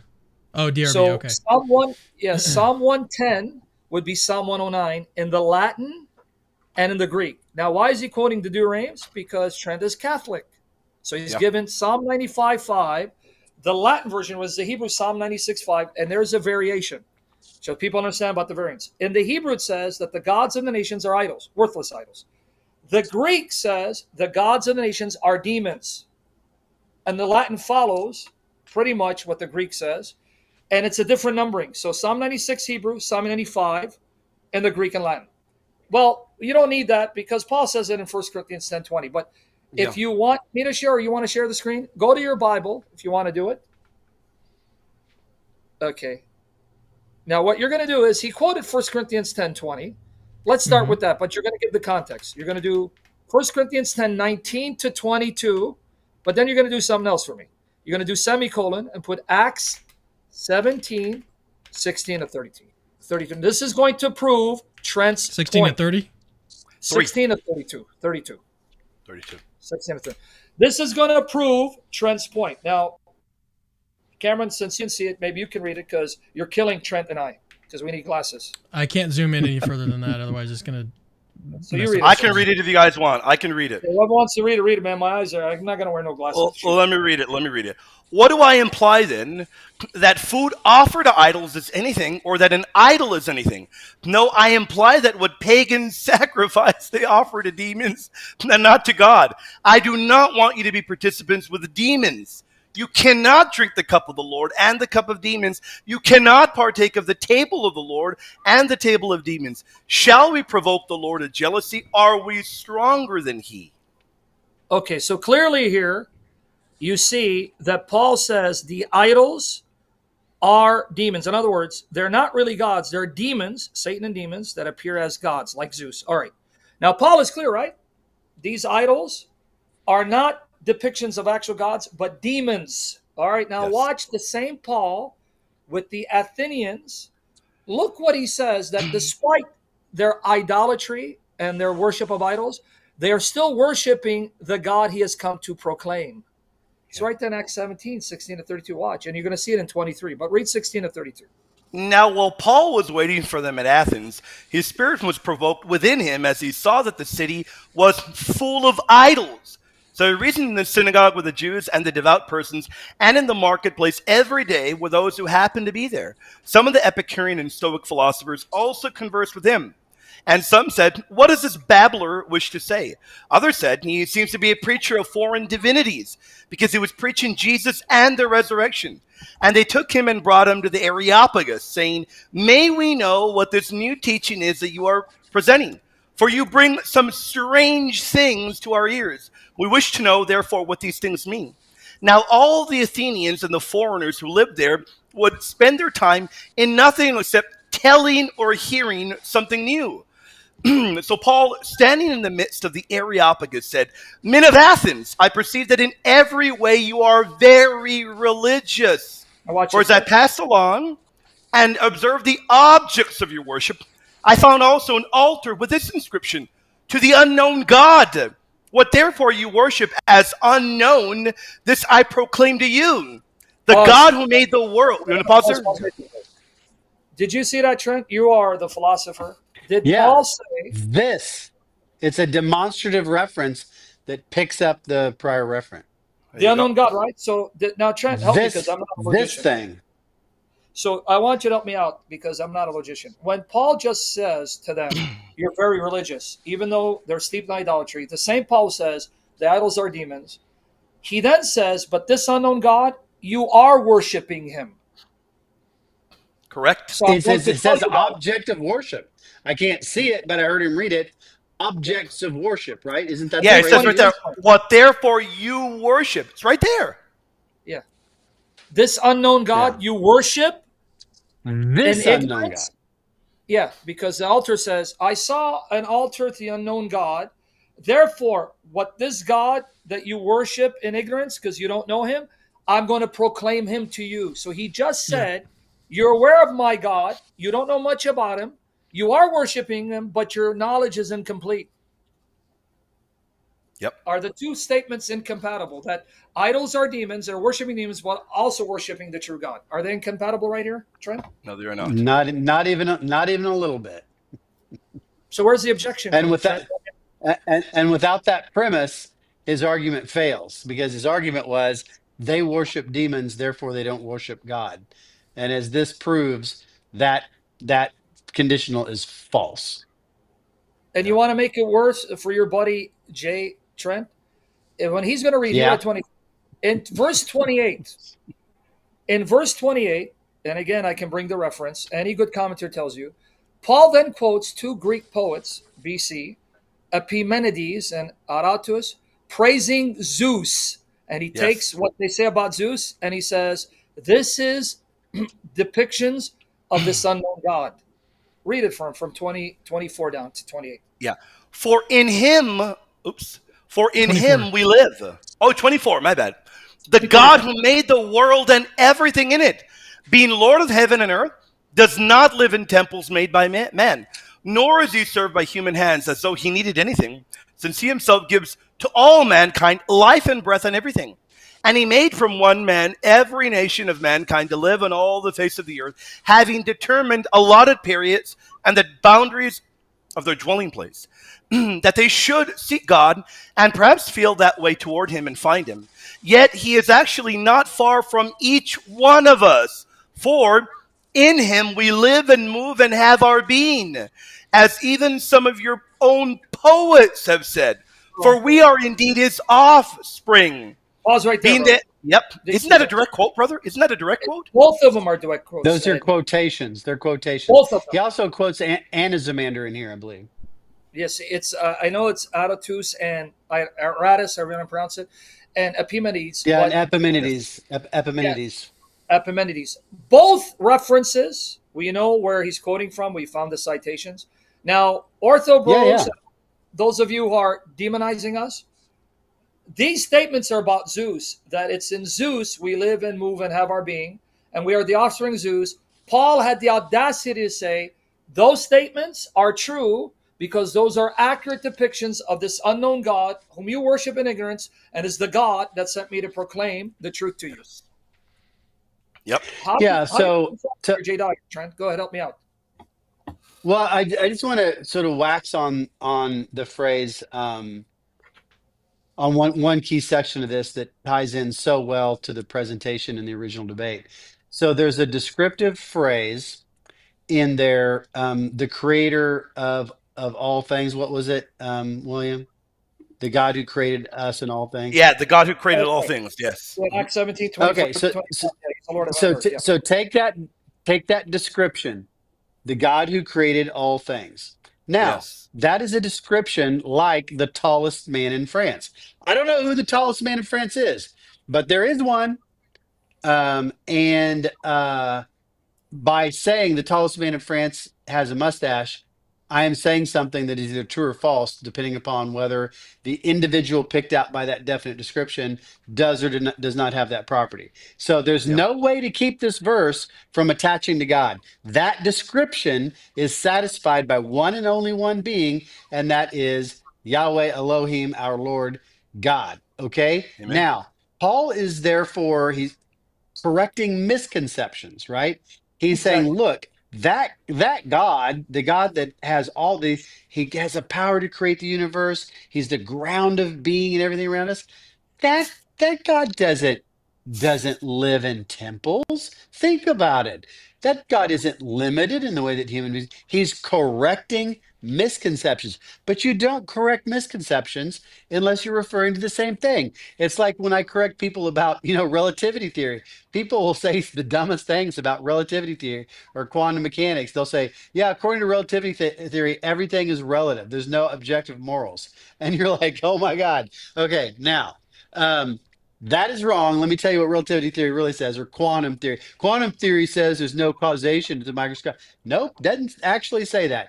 So if you are correcting misconceptions about a subject, then you are both talking about that subject. This is not hard. It is not complicated. It is just so super, super simple. And all of the things that we were talking about in the debate are right here in this verse, illustrating everything that we said. Glory to God. And you 100%. know what's interesting, Trent? Both the Eastern Orthodox document and Vatican quote Acts 17. That's correct. Unsurprisingly, yeah. He's going against his own church. It's very apropos. It's very apropos. So if I understood you, Trent, you're saying there is no contradiction in saying they worship demons and the true God. No. Not according to the Old Testament depiction of the falling away of the Israelites, nor of Paul's account, and also not in our account, because let's not forget the Westboro Baptists are doing that, and occasionally I think we might do that. So every single aspect, every era of Christian and scriptural history proves this point over and over again. Amen. Now go to All right, his Deuteronomy 32 example, Cameron. Yeah, I think we're good on that one. Let's move to the next one. So Deuteronomy Now, 31:17. Further proves your point, Deuteronomy 32:17. But open it up and read from 15 to 21. Further proves your. Remember, Trent and I need glasses. So William, if you can read it out loud, because we do. I can't see that, man. You got it, brother. You got it. All I'm doing is making my screen 32? bigger. 31 or 32? Well, he's quoting Deuteronomy 32:17, but the context, it's about Israel. Read Deuteronomy 32, 15 to 21 to see what Paul is saying. Or, I'm sorry, Moses is saying in the Song of Moses. And it's going to agree with Trent. Yeah. Okay, but Jeshurun grew fat and kicked. You grew fat, stout and sleek. Then he forsook God who made him and scoffed at the rock of his salvation. They stirred him to jealousy with strange gods. With abominations, they provoked him to anger. They sacrificed to demons that were no gods, to gods they had never known, to new gods that had come recently, whom your fathers had never dreaded. You were unmindful of the rock that bore you, and forgot the God who gave you birth. The Lord saw it and spurned them because of the provocation of his sons and his daughters. And he said, I will hide my face from them. I will see what their end will be, for they are a perverse generation, children in whom is no faithfulness. They have made me jealous with what is no God. They have provoked me to anger with their idols, so I will make them jealous with those who are no people. I will provoke them to anger with a foolish nation. Okay, now, Trent, God is reminding the Israelites, remember, that first generation has died, all in the wilderness with the exception of Joshua, Caleb. Moses is about to die. He's reminding them of what they did when they came into the wilderness. He goes that my people Israel provoked me because they worship foreign gods that are actually demons.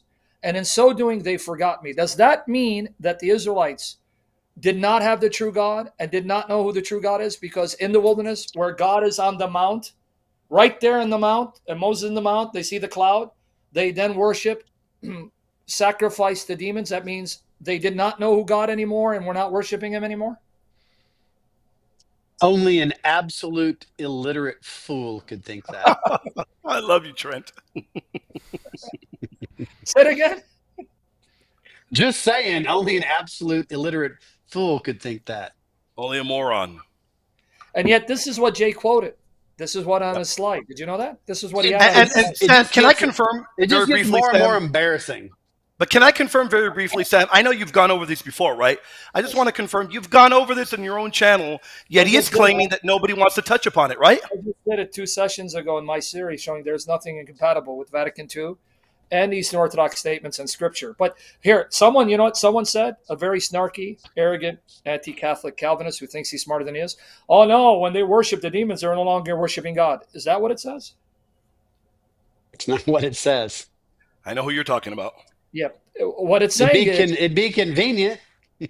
Ready. What is basically saying, in worshiping other gods, you forget God, meaning you're spurning his commands, because they're doing this as God is revealing to them, you shall have no gods beside me. So there you go. These were the proof texts, Trent, that he used in his opening statement to show that if you're worshiping demons, you can't be worshiping the true God.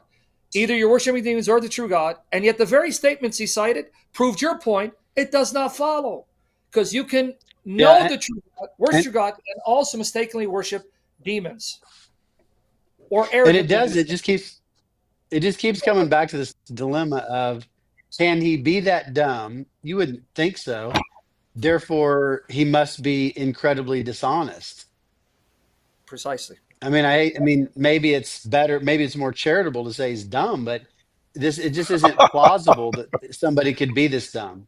It just isn't. I think he is. I mean, look, I do think he is. I'm just being honest, because you can't. It's one of the two. You either have to be dumb or dishonest. Now, I like your honesty, Trent. You pull no punches. You're honest. Look, praise God. I agree 100%. We need to be honest. If certain people, look, I'm sorry, we're not here to tickle your ears. We're here to tell you the truth. And if the truth hurts, well, so be it. The fact of the matter is, Jay showed up with nothing of substance at all. And then when he wasn't able to uphold the thesis of the debate that he agreed upon with Cameron, he sat there pouting for about 20, 30 minutes, claimed he had to go to a prior engagement. After he left, he went raging online for all night long. I don't know what to tell you, man, but the fact of the matter, he did not come to debate the thesis laid out. He came with his script when it didn't work at all. When Trent demolished it, when Christopher, I give him props, did an astute job, it didn't work. It all fell apart. It was terrible arguments.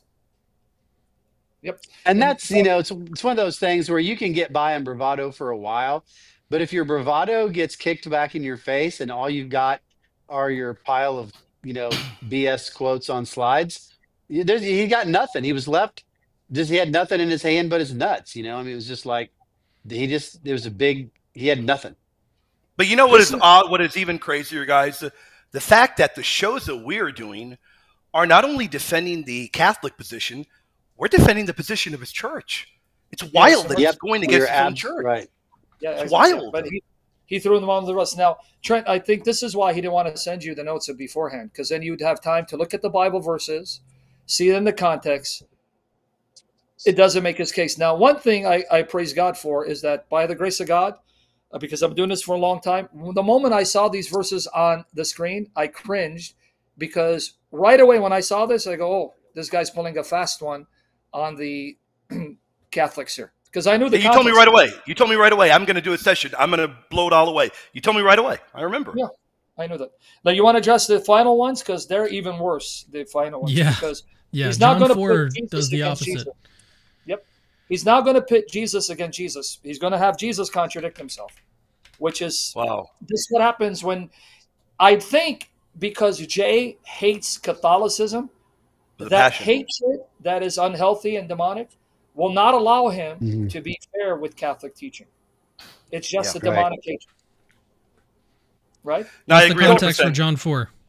John 4:22. Just read 20:22 because watch. You guys caught him on it, but he didn't catch how when he rose to John 5, he has Jesus contradict himself. Because at one breath, he wants to say that Jesus said to the Jews, because they rejected his sonship, they don't worship the same God. But then if that's the case, then Jesus contradicts himself because he says the Jews worship God and they know the God they worship, unlike the Samaritans. So what does he want us to believe? Because notice hey, just 1 second real quick. Notice that tweet where Jay says it's wrong no matter who says it. I mean, hey, I guess he's talking about Jesus, right? It's like, unbelievable. It's wrong no matter unbelievable, who says it. So he's like, man, Jesus is just so liberal. Yeah, and to add one particular point, I don't want to belabor the point. Sam brought up a really good point that really the anger and hatred towards Catholicism is what blinds Jay. When Jay was Catholic, Jay was never part of the church. Jay was a sedevacantist under Jerry Madetix. I don't think people realize that. He was never in the church. He was a sedevacantist. So he has hated the papacy and the church for a long time. Even when he was part of the church, he's hated the church for a long time. So just be very careful when you hear that he was once Catholic. No, he was not. And that mentality of saying, I reject the popes and I reject the bishops and the priests, he's now carried that on over into Orthodoxy to where it is Orthodox sedevacantism. The mentality he had over here, where he didn't care about rejecting all the hierarchy, now it's in Orthodoxy to where it really is Protestodoxy. This guy has carried sedevacantism over there. None of the patriarchs matter. They're all heretical. The person that does matter is Lord Dyer. It is absolute cult-like lunacy. You guys need to be careful. It's an unruly spirit, a narcissistic spirit. May God heal him and save him from it. He's his own master, his own boss, his own pope. I don't know why he tries to be any kind of Christian at all, honestly. I mean, it's just weird. Go ahead if you want to read it, and the first part you guys nailed him on, Brother Chris did. But what really shocked me is he then went on to show that Jesus says the Jews don't know or do not worship or do not have this true God because they reject him, thereby having Jesus contradict what he said to the Samaritan. Because look at it, if anyone wants to read it, because we can't see it. Me and Trent, poor guy. Yeah, let me read it. Let me make it larger. I had it large and I made it smaller. Here we go. You worship what you do not know. We worship what we know, for salvation is from the Jews. Look at that. I want to ask Trent this. Remember, Trent, in Acts 17, where Paul says to the Gentiles, same thing, but you do not know. But didn't he say, it's almost a direct quote. Right? And didn't he say to them, this God that you worship in ignorance, you don't know, that's my God, even though you're worshiping him in ignorance? And I'm going to tell you. So didn't Paul and Jesus say that you are worshiping God, but in ignorance? Yeah, let me ask you this, Sam. Same thing. Sam, let me ask you this. Yes. Wouldn't this show that, number one, he says you worship, not you attempt to worship, or you think you worship. Doesn't this show that imperfect knowledge doesn't negate the reality of worship? That's what Paul said to the pagans steeped in idolatry. Exactly. That's the point. If you take the words of Jesus and Paul is telling pagans steeped in idolatry, which he says is demonic worship, but he still doesn't deny, though you have idols and you're worshiping demons without you knowing, he doesn't say that, but we know that's what he believes, you still are worshiping my God, but you're doing it in ignorance. So it did not invalidate or undermine the fact that with their worship of false gods, to them they were not false gods, they still worship the true God of Paul, but they did it with imperfect understanding. That's a fantastic point. Go ahead, it's probably a good place to just emphasize too that nothing follows from this soteriologically whatsoever. You can be consistent with this view. Is everything from like Shiite Catholicism that every Muslim is going to hell forever, through more of a C.S. Lewis kind of view, and that I would hold that some Muslims, through their virtuous behavior and proper orientation towards God, can be saved, all the way over to a kind of universalism. It's all consistent with the view that Muslims worship the same God. There's absolutely not one single soteriological consequence that follows. So it's an open question. It's an open question who gets saved after you even establish that. Because people say about nobody really ever doubted that Jews worship the same God, and yet there's people who think that Jews are going to hell. I mean, it's like there's just no connection there. All it does is it makes it possible, but I don't even think it's neither necessary nor sufficient, and therefore to make it both necessary and sufficient is the height of error when it comes to this situation. Yeah. Now, just one more point to then connect with his other verses, and that's his entire biblical presentation. The second part, Cameron, remember it says, you worship what you do not know, but we worship what we do know. for salvation of the Jews. So I want everyone to listen. He's saying, Yeah. like you, we Jews, me included, because as a man, I'm a Jew, we do worship the God whom we know, because salvation from the Jews. But then, forgetting this passage, he went to John 5. Yeah. Prove now that Jesus is contradicting himself. Now, he quoted, I couldn't see the screen, Cameron. It was John 5:42, and what else? 46. I can't see the screen. 46. Okay, so just open up John 5. You can read from 39 to 47. Now, what does he want us to believe? That the Jews don't worship God, or the Jews do worship God? Because Jesus says the Jews do worship God because salvation's from them. But now Jay quoted this to show, see, the Jews don't worship God. They don't know God. Their God is false. Now, we're going to resolve the tension because Jesus doesn't contradict himself. Unless 100%. Jay wants to say Paul and Jesus are all wrong, then we got issues. Now, you can read it, but I can't read it, brother. Let me read it, brother. You search the scriptures because you think that in them you have eternal life, and it is they that bear witness about me, yet you refuse to come to me that you may have life. I do not receive glory from people, but I know that you do not have the love of God within you. For I have come in my Father's name, and you do not receive me. If another comes in his own name, you will receive him. How can you believe when you receive glory from one another and do not seek the glory that comes from the only God? Do not think that I will accuse you to the Father. There is one who accuses you, Moses, on whom you have set your hope. For if you believed Moses, you would have believed me, for he wrote of me. But if you do not believe his writings, how will you believe my words? So, John, I'm going to ask you some questions here. Number one, does Jesus acknowledge that they're reading the correct scriptures that have the revelation of the one true God? Yeah. If you see right there, you search the scriptures, and Moses wrote about me, yet you read Moses, but you don't believe what Moses writes, because if you did, you follow me. So that means if they have the same scriptures that Jesus confirms to be the word of God, that means they are reading about the true God and acknowledging the true God that Jesus came to reveal, correct? Yep. He's like, man, sure, man. Come on, you're throwing me softballs. Okay. Now, what's Jesus's point? If Jay Dyer... I'm like you. I'm like Euodius in a Socratic dialogue. It is so, Socrates. Even That's as right. you say. As long as Socrates was skinny and bald like me, I'll take it. But anyway, but if not, then we got issues. You're lucky you can box. The only thing I can do is kickbox. I go to the supermarket and kick boxes all day. But put that aside. Coming right here, if Jay is right, he quoted this. Remember, Trent, he quoted to show, see, the Jews do not have the true God because they reject the triad, or in this case, Christ's sonship. Yep. But if that's what Jesus means, then that means in the previous chapter, he's contradicting himself, because he says the Jews do worship God, and they worship the God they know, and salvation from them. So what's the point here?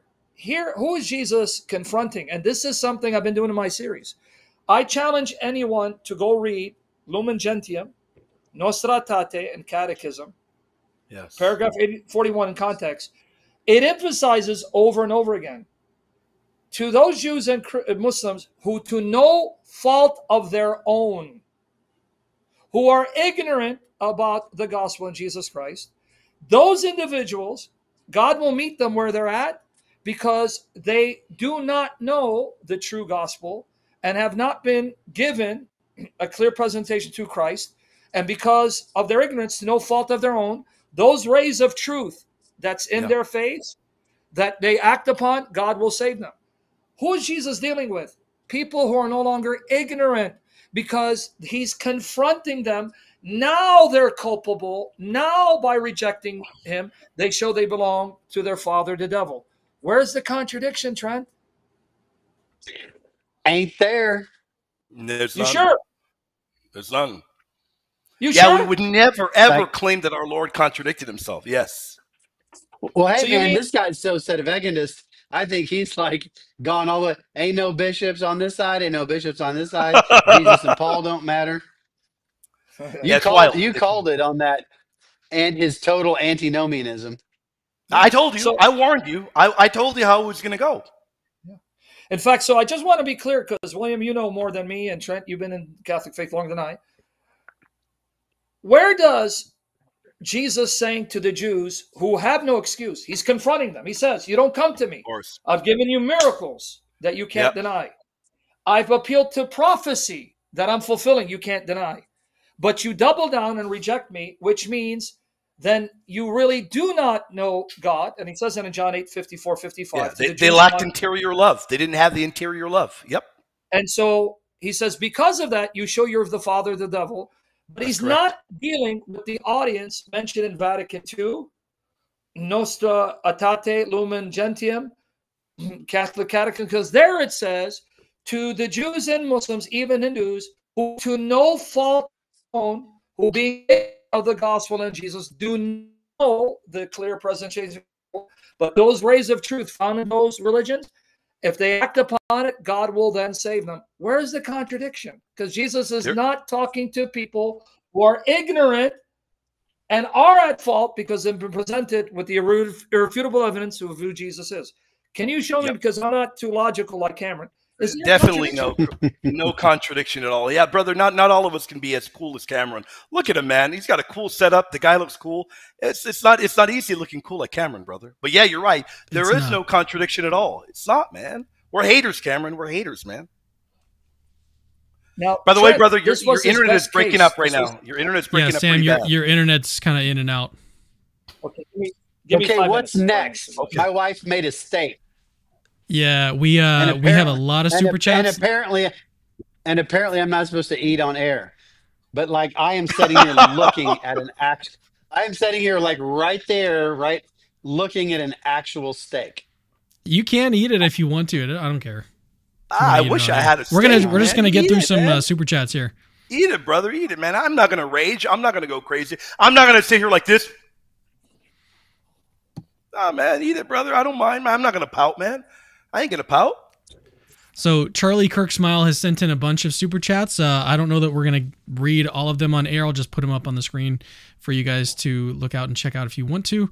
Let's move on to Consecrated Soul. By the way, can you hear me now, Cameron? It's still a little bit choppy. All right, let me know when it comes clear, because that's my internet sucks. I don't make the money you make, so just go ahead. That's just silly there. Yeah. That's just special. That's just special pleading. It's just like saying, I'm gonna like get out of defeat by making some magical distinction. Yeah, and you know what? That usually is really, really bad. And as we read and as we went through, the Bible clearly refutes that. It shows you the ignorant, even among the ignorant, true worship does exist. I mean, we've got that right there in John 4:22, where that's pretty much a bombshell text that cannot be refuted. You've got our Lord acknowledging their worship. It is ignorant. It is incomplete. Nobody is claiming that it isn't. But he doesn't say there you worship a false god or your worship is invalid. No. Very clearly, he acknowledges the worship there, but you don't only have it there. I mean, we don't have the time to do it right now, but we could do a whole breakdown of the Greek in Acts 17:23. We're very clearly there where we read, what therefore you worship as unknown. Again, right there, worship that we know lacks knowledge, very clearly, still aimed at the true God, albeit in a confused manner. St. Paul doesn't say their worship is of a false God, but that it is misdirected worship of the true God. I mean, you can look at the commentary of father after father in Acts 17. Even St. John Chrysostom will back up our reading of the Areopagus account there. It really doesn't make any sense, that. And the relevance of supernatural faith, again, is salvific, not with respect to who's worshiping what. Yeah. All right, Squat Rack says Dyer and his Orthobros are a stain on the beautiful Orthodox Church. Amen. Me and Sam love the Orthodox, and we admit that. We have many. Sam, can you confirm we have many near and dear Orthodox mods and friends? Yeah, brother, you're getting better. It is getting better. Yes. Okay, yeah, I am on record. I love the Eastern Orthodox Church. I love the Oriental Orthodox Church. I love the Assyrian Church of the East. I recognize them as true churches started by the apostles. I'll never demonize them.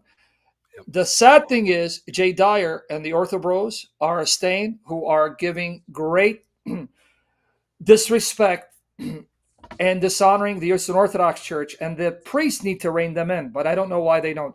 And William will tell you, they've tried.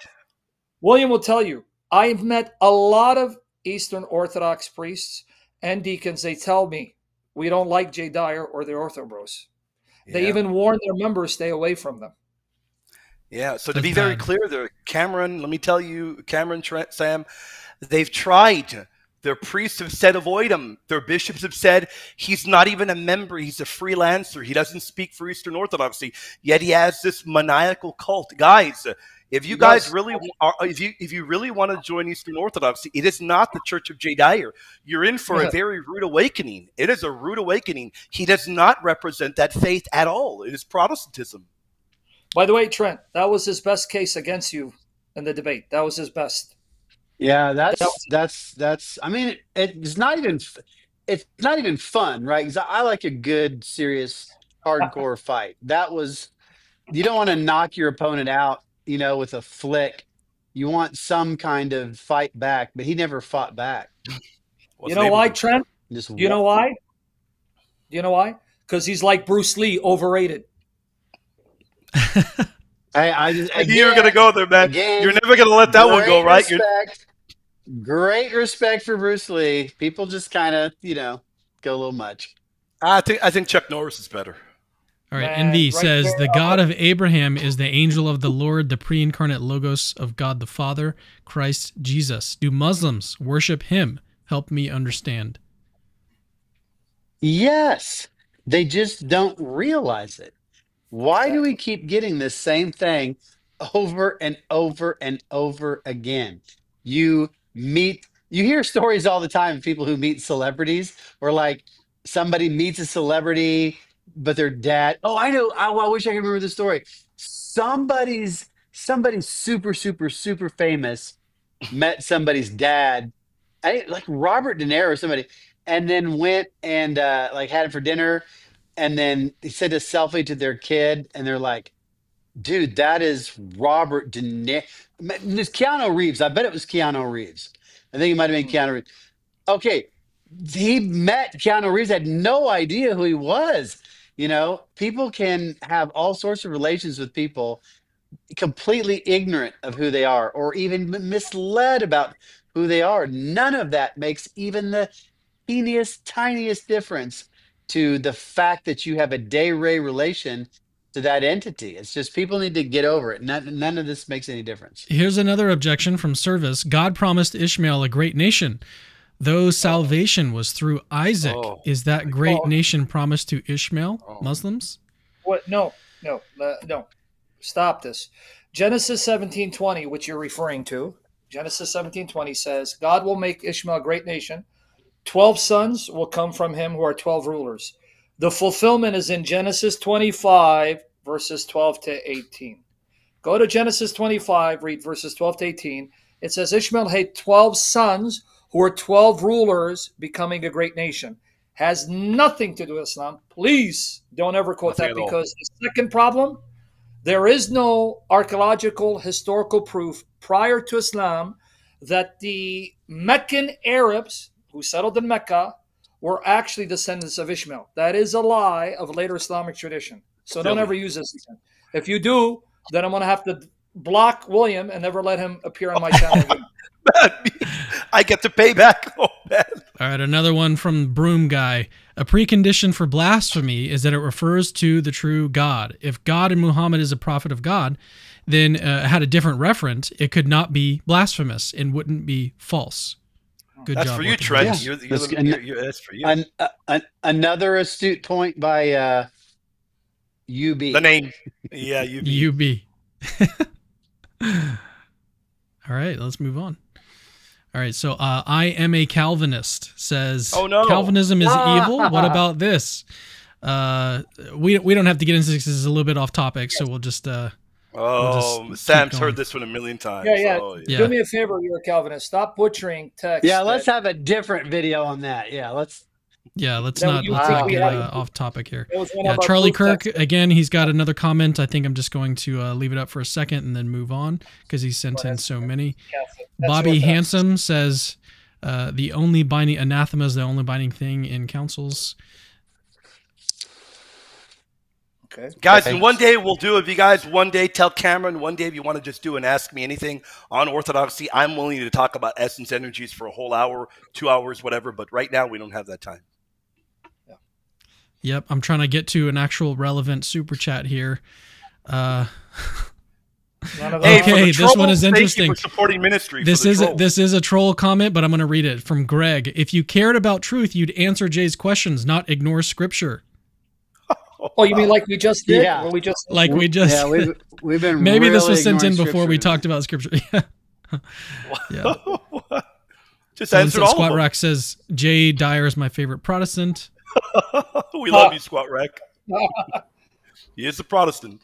Yep. All right, let's move on. For the trolls that have sent in super chats, hey, thank you for There are a lot of supporting them, so I'm just Cameron. skipping the troll comments. Thank you guys for that. Thank you for supporting the As brother.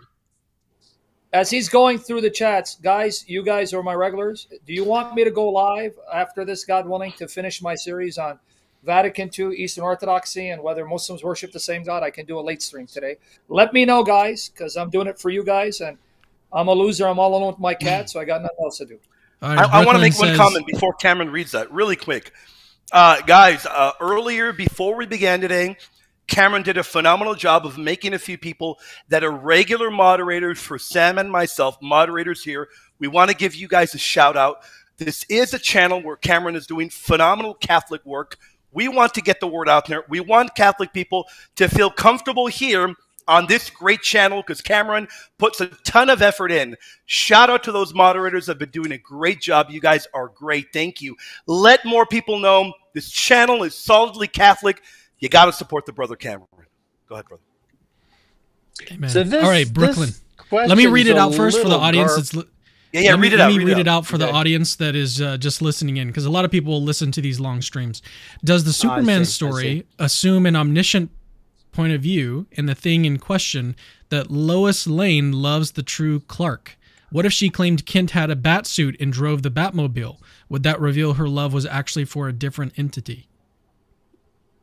No, definitely not, because she is contextually related to that guy. There's no question who she's talking about. She would just be very confused about who he is, about who he is in his manifestation of his, superhero-ness. There's just nobody's going to come up with any level of confusion that's going to change a solidly placed referent. Just like Paul and Jesus say that people worship God in ignorance. How is this? I mean, it's almost like, let's call that objection number 6. And then we're going to, so we can just say, Do we get to and shelf then the it? Say, reply hey, go to- listen to that. yeah, Right. say 6. I'm just gonna say 6 after this. Number 6. All right, let's get this next one. What? Christ is King Okay. says, Trent, no one Oh, can man. serve two masters. Matthew 6:24. What's the argument? Exactly. Yeah. I don't Nobody think can serve two they understand the point. masters and nobody Yeah, can serve there's no two argument masters here. and stand. New Gloff But says, Trent, the most even there, controversial it thing I've learned. Yeah, I just want to ask you this.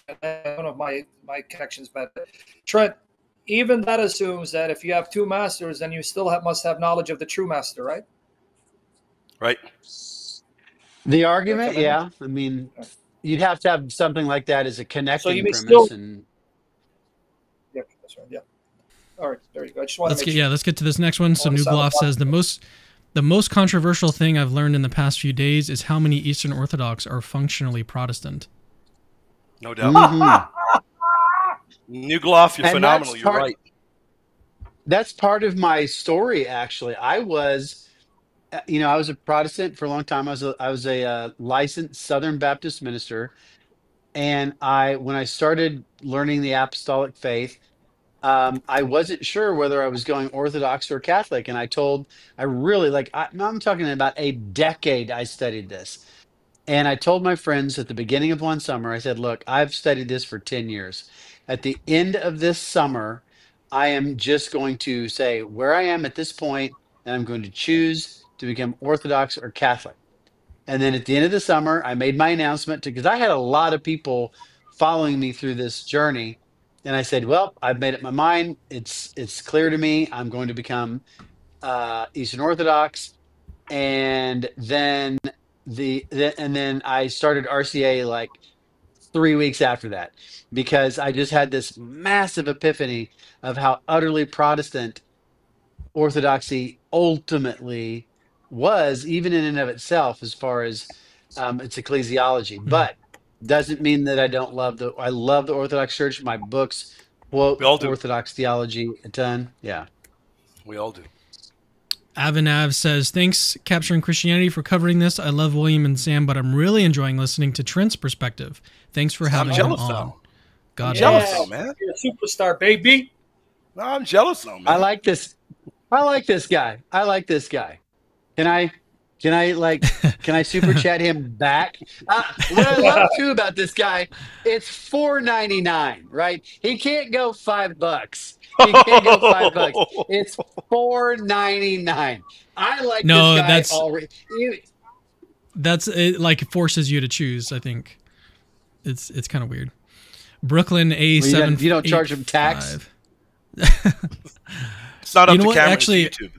Yeah, it's YouTube. YouTube takes, I think, a 30% cut on these as well, which is wild. That sucks. Yeah. Brooklyn says, just for the record, my Superman question was genuine and in good faith. I'm not trolling at all, and I'd love to hear the panel engage with it. God bless. We did engage with it. No, nobody said it was remotely trolling at all. Yeah. It just wasn't relevant. Right. I mean, because it is yet another example of objection number 6, that somebody has some false perception and therefore it can't refer to that person. And I said very directly, there is no amount of false perception that can cause a reference to break. Now there is this phenomenon, semantic drift, but it takes a lot more than just having some wrong beliefs about a thing. Yeah. So no amount of wrong beliefs is going to break reference. It's going to take that in the context of some other considerations at best. Esoteric energy. And I'm reading this one because I want to talk about this for a second. So he says, if this is the online representation of Catholicism, we're cooked. Trent is too emotional and immature, an embarrassment to philosophical dialogue. I wanted to talk about this. I mean, I was thinking about bringing it up at the beginning of the stream, but there's a difference between sort of theatrics, which is what we saw in the debate with Jay, versus someone who is genuinely just a jerk. Okay? Genuinely that way. And I think that's the difference between someone like Jay and someone like Trent. Trent is here. 100%. It was theatrics. It was a debate performance. Whereas with Jay, this is how he is. He's like this. His character. That's his character. It shows his character when he does these things. Trent is acting this way because he's like, no, you're not going to take advantage of us. You're not going to act that way and take advantage of my debate partner or me or truth. Like, it's not going to happen. And that's what. I didn't like the fact that he was stepping on his own debate partner either. I mentioned that earlier. When his own debate partner raises his hand and says, "Ooh, I got this," and Jay just steamrolls him. So I would invite esoteric. You saw that, right, Sam? He just totally ignored him. Yeah. It was horrible. Brutal. Making fun of the way people look. Who does that, man? It's just really pathetic doing that. And I'm glad that Trent didn't stand for it. I'm glad he didn't allow it. You can complain all you want day and night. I think Trent did a great job of not allowing him to be a bully and to get away with murder. That is how you have to treat people that are nasty the way he is, because that is how he is via his character. Trent even tried to talk to him in a friendly way backstage, and he's just a nasty guy filled with rage and anger and hatred. I cannot imagine how you cult fanboys can follow somebody like that. I cannot wrap my mind around that. Thank the good Lord I do not have an idol like that I follow. Amen. I worship the triune God. Guys, get out of that cult. It is dangerous. Next super chat. How dare you all speak ill of Pope Jay Dyer, patriarch of the internet? Only he can infallibly declare heresy. No. Listen, Cameron, I have the same birthday as the Pope, September 14, and I was raised in Chicago, North Chicago, so I am the Pope of the internet. So you call me Papi Shamoun. Don't you dare. You're never going to let that one go, aren't you, man? Never. Man. Pope has my birthday. We were raised in Chicago. He was born in Chicago. Love Even the though he's Pope, better man. looking at me, it's okay. He's the Pope. I love the Pope, man. Okay, so here's a good one. We didn't get to this because we were talking about Jay's arguments tonight, but toward the end of the debate, which a lot of people missed because Jay left and a lot of people just stopped watching after that point. So Father Ananias made a comment. Really, Christopher kind of pushed him back into a corner. And at that point in the debate, Father Ananias sort of reluctantly admitted that if you don't hold an Eastern Orthodox view of theology, then you worship a different God. Yep. And so this comment says, can you explain how problematic Father Deacon's point was that you need to have an Eastern Orthodox view of God to worship the true God? Trent, do you have any other thoughts on that? I mean, Yeah, because I was really trying to, because Father Ananias had been run over by and shouted over by his own debate partner. I was very clearly, and I invite the esoteric energy guy to go back and watch the debate again and measure, like take a shot for every time I'm listening very respectfully and intently to Father Ananias, right? Because you'll be hammered, because every time Father Ananias spoke, I was very respectful, very quiet, listening, making suggestions, giving references that might help his case, things like that, helping steelman his argument. Now, at the end of the day, though, he described a situation wherein for God, for some special, reasons, that God functions like a Russellian proposition. It's a conjunction, and a conjunction is false when any one of its conjuncts is false. And so that means that you can't be even a little wrong about God in any way and still refer to the same being. That's a really dangerous position, because most people are going to, and whether advertently or inadvertently, I mean, like we said earlier, I mean, all religious bodies are full of people who don't understand the doctrine of their faith. And so if you ask them to articulate it, they're going to screw it up badly. It's just a common thing. And so to me, if you have that rigid a view of God, you're just going to end up with this really rough position where you're just not going to have hardly anybody worshiping God. And that doesn't seem to fit the scriptural witness at all. It doesn't. Go ahead, brother. Sorry, brother. Go for it. One comment. Now, the fearful thing is, Matthew 7, verse 1 to 5 says, the same measure you use against someone will be measured against you. And if you go to James in chapter 2, 12, 13, if you don't show mercy, you won't be shown mercy. So if I was an Eastern Orthodox, I'd be fearful. Let's say you're wrong, but the way you judge and condemn others because you think you're right and they don't live up to your standard, then on the day of judgment, the Lord will repay the way you treated others by the same measure, and he's going to turn it against you. Do you want the Lord to do that, or do you want mercy and compassion? Well, then show mercy and compassion to those who don't have the same view of the Trinity that you do. Yeah, let me add to that to note that this is a problem that pretty much excluding Catholics and Protestants, pretty much as Christians. It is really professing Trinitarians at that.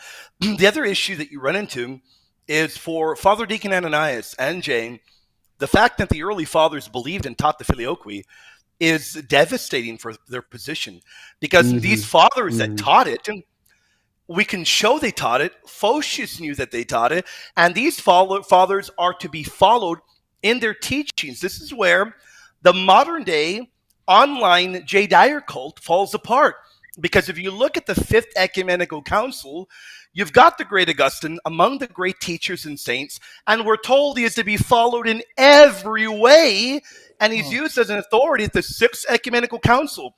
The problem with the fifth one for them is that multiple fathers are listed. And if people wonder and say, well, it doesn't mean we've got to believe everything they believe, it is in the very context of Christology and Trinitarian teaching.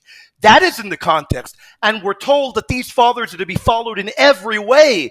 Well, now, last time that I checked, they were filioquists. Augustine believed in the filioque. And I can go down the list of those fathers. They taught the filioque. Even their scholars admit that they taught it. And then to say that, well, you got to have our worldview of the Trinity. Otherwise, you just reject God altogether. Is a downright mess. William, would you debate Jay on the Filioque on Cameron's channel? Anytime. I told Cameron, you don't even have to pick up my phone and get confirmation. Any topic that Cameron wants to set up, I will debate Jay here on any of them. Filioque, Immaculate Conception, canon, purgatory, papacy, anything. I'm sorry, but Jay's not going to accept. Well, Jay said he's never talking to me again, so I don't think that's going to happen. Yeah. And for the record, lucky you. Let me tell the audience, I'm not going to go into too deep, but for the record, Cameron did try to set that up beforehand. Yep. Didn't happen. Didn't happen. Jay, Can we do it. Honestly, this whole thing tonight probably wouldn't have happened if he hadn't blocked me and then started posting our private messages. This whole thing probably wouldn't have happened. So really, it's almost like a thank you, Jay. Yeah, I don't want to move on until we acknowledge the icon that Pope Respecter is using in his super chat. I barely saw that. Yeah. I don't know who Pope Respecter is. I have no clue, but I've seen that whoever that person is puts out really, really good information. So that seems like a pretty good guy, they're on X. But let me read out his comment. Jay doubled down on his quote after being exposed, claiming it was legit and blocking those correcting him. Is that proof of dishonesty and not just an error? Pretty much, yeah, I would say that, yeah. Obviously. Yeah. All right, next super chat from Wayne says, why is William so handsome? Because you're not wearing glasses, dude. You're not wearing glasses and it's dark. Haters. All right. Roxy says, hi all. Hi, Sam. I had difficulty with Vatican II, though I submitted. This live stream really helped a lot. I got it now. It makes sense. Praise the Lord. Good. That's Roxy. That's honestly what we were going for. Tonight, right, Sam? Tonight? Not only that, Roxy, go to my YouTube channel, watch my playlist, and come tonight, Lord willing.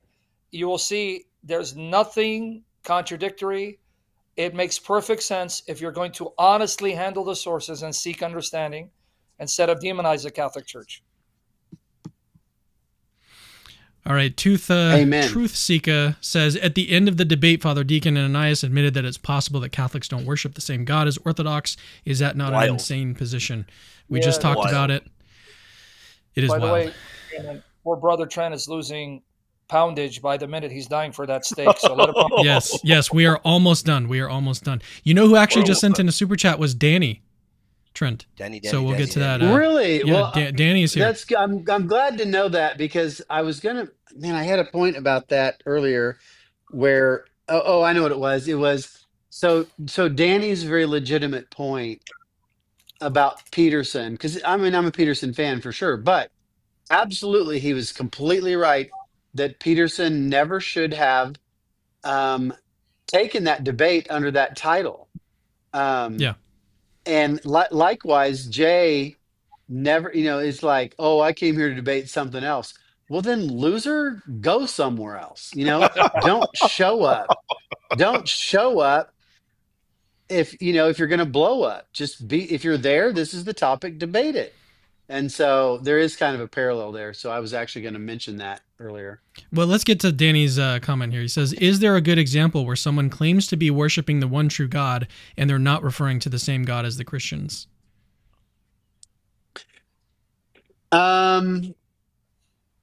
It would be hard to, just in virtue of this fact. So here, I would say, I'm sure we could think of an example. So Danny's philosophical, and so I want to grant the philosophical point here, which is absolutely, I think if I asked Alex Pruss to come up with an example, he could probably do it in about 30 seconds.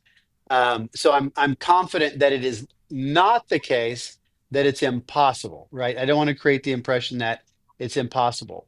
But I do think it's very hard, and I want to explain why. So it's kind of like this. Is it possible that somebody could think they're talking about Whataburger, but be wrong? Well, yeah, philosophically, absolutely. You could describe a possible world in which that was the case. However, how would that go in the real world? How are they going to be acquainted with Whataburger? It's kind of like if they know what Whataburger is, if they know what are the odds that somebody's going to utter the phrase Whataburger and not have a direct acquaintance with a Whataburger? You know what I'm saying? And so by the very nature of the fact, if somebody is claiming to be worship the one true God, then they've come to that statement in some sort of context where they've interacted with somebody who is a proponent or preacher for the one true God. So could there be exceptions? Absolutely. I'm just not clever enough to think of an example on the spot. Fair enough. All right. That's where we're going to end. Okay. That's where we're going to end things. There were a few more super chats that came in, but that's a good one to end on. And like I said, some of them were trollish. Not all of them were relevant for tonight. Some of them were, and unfortunately, just due to time, we've got to skip those. But I do appreciate you guys sending them in. Hopefully, you were able to get some good interactions from the other commenters tonight in the live chat. But thank you so much, Dr. Dougherty. Thank you so much, Sam. Thank you so much, William, for joining me to discuss this really important matter. Cameron, let them know. After an hour, I'm doing a live stream on similar topics. So by the grace of Jesus Christ. So there you go. Half an hour. Go and see after an hour, Sam man. Shamoun. After an hour. I thought you said half an hour. Sorry. Oh, about an hour. Sorry. I did too. Sorry. All right, guys. Well, have a good night. Thank you guys for joining.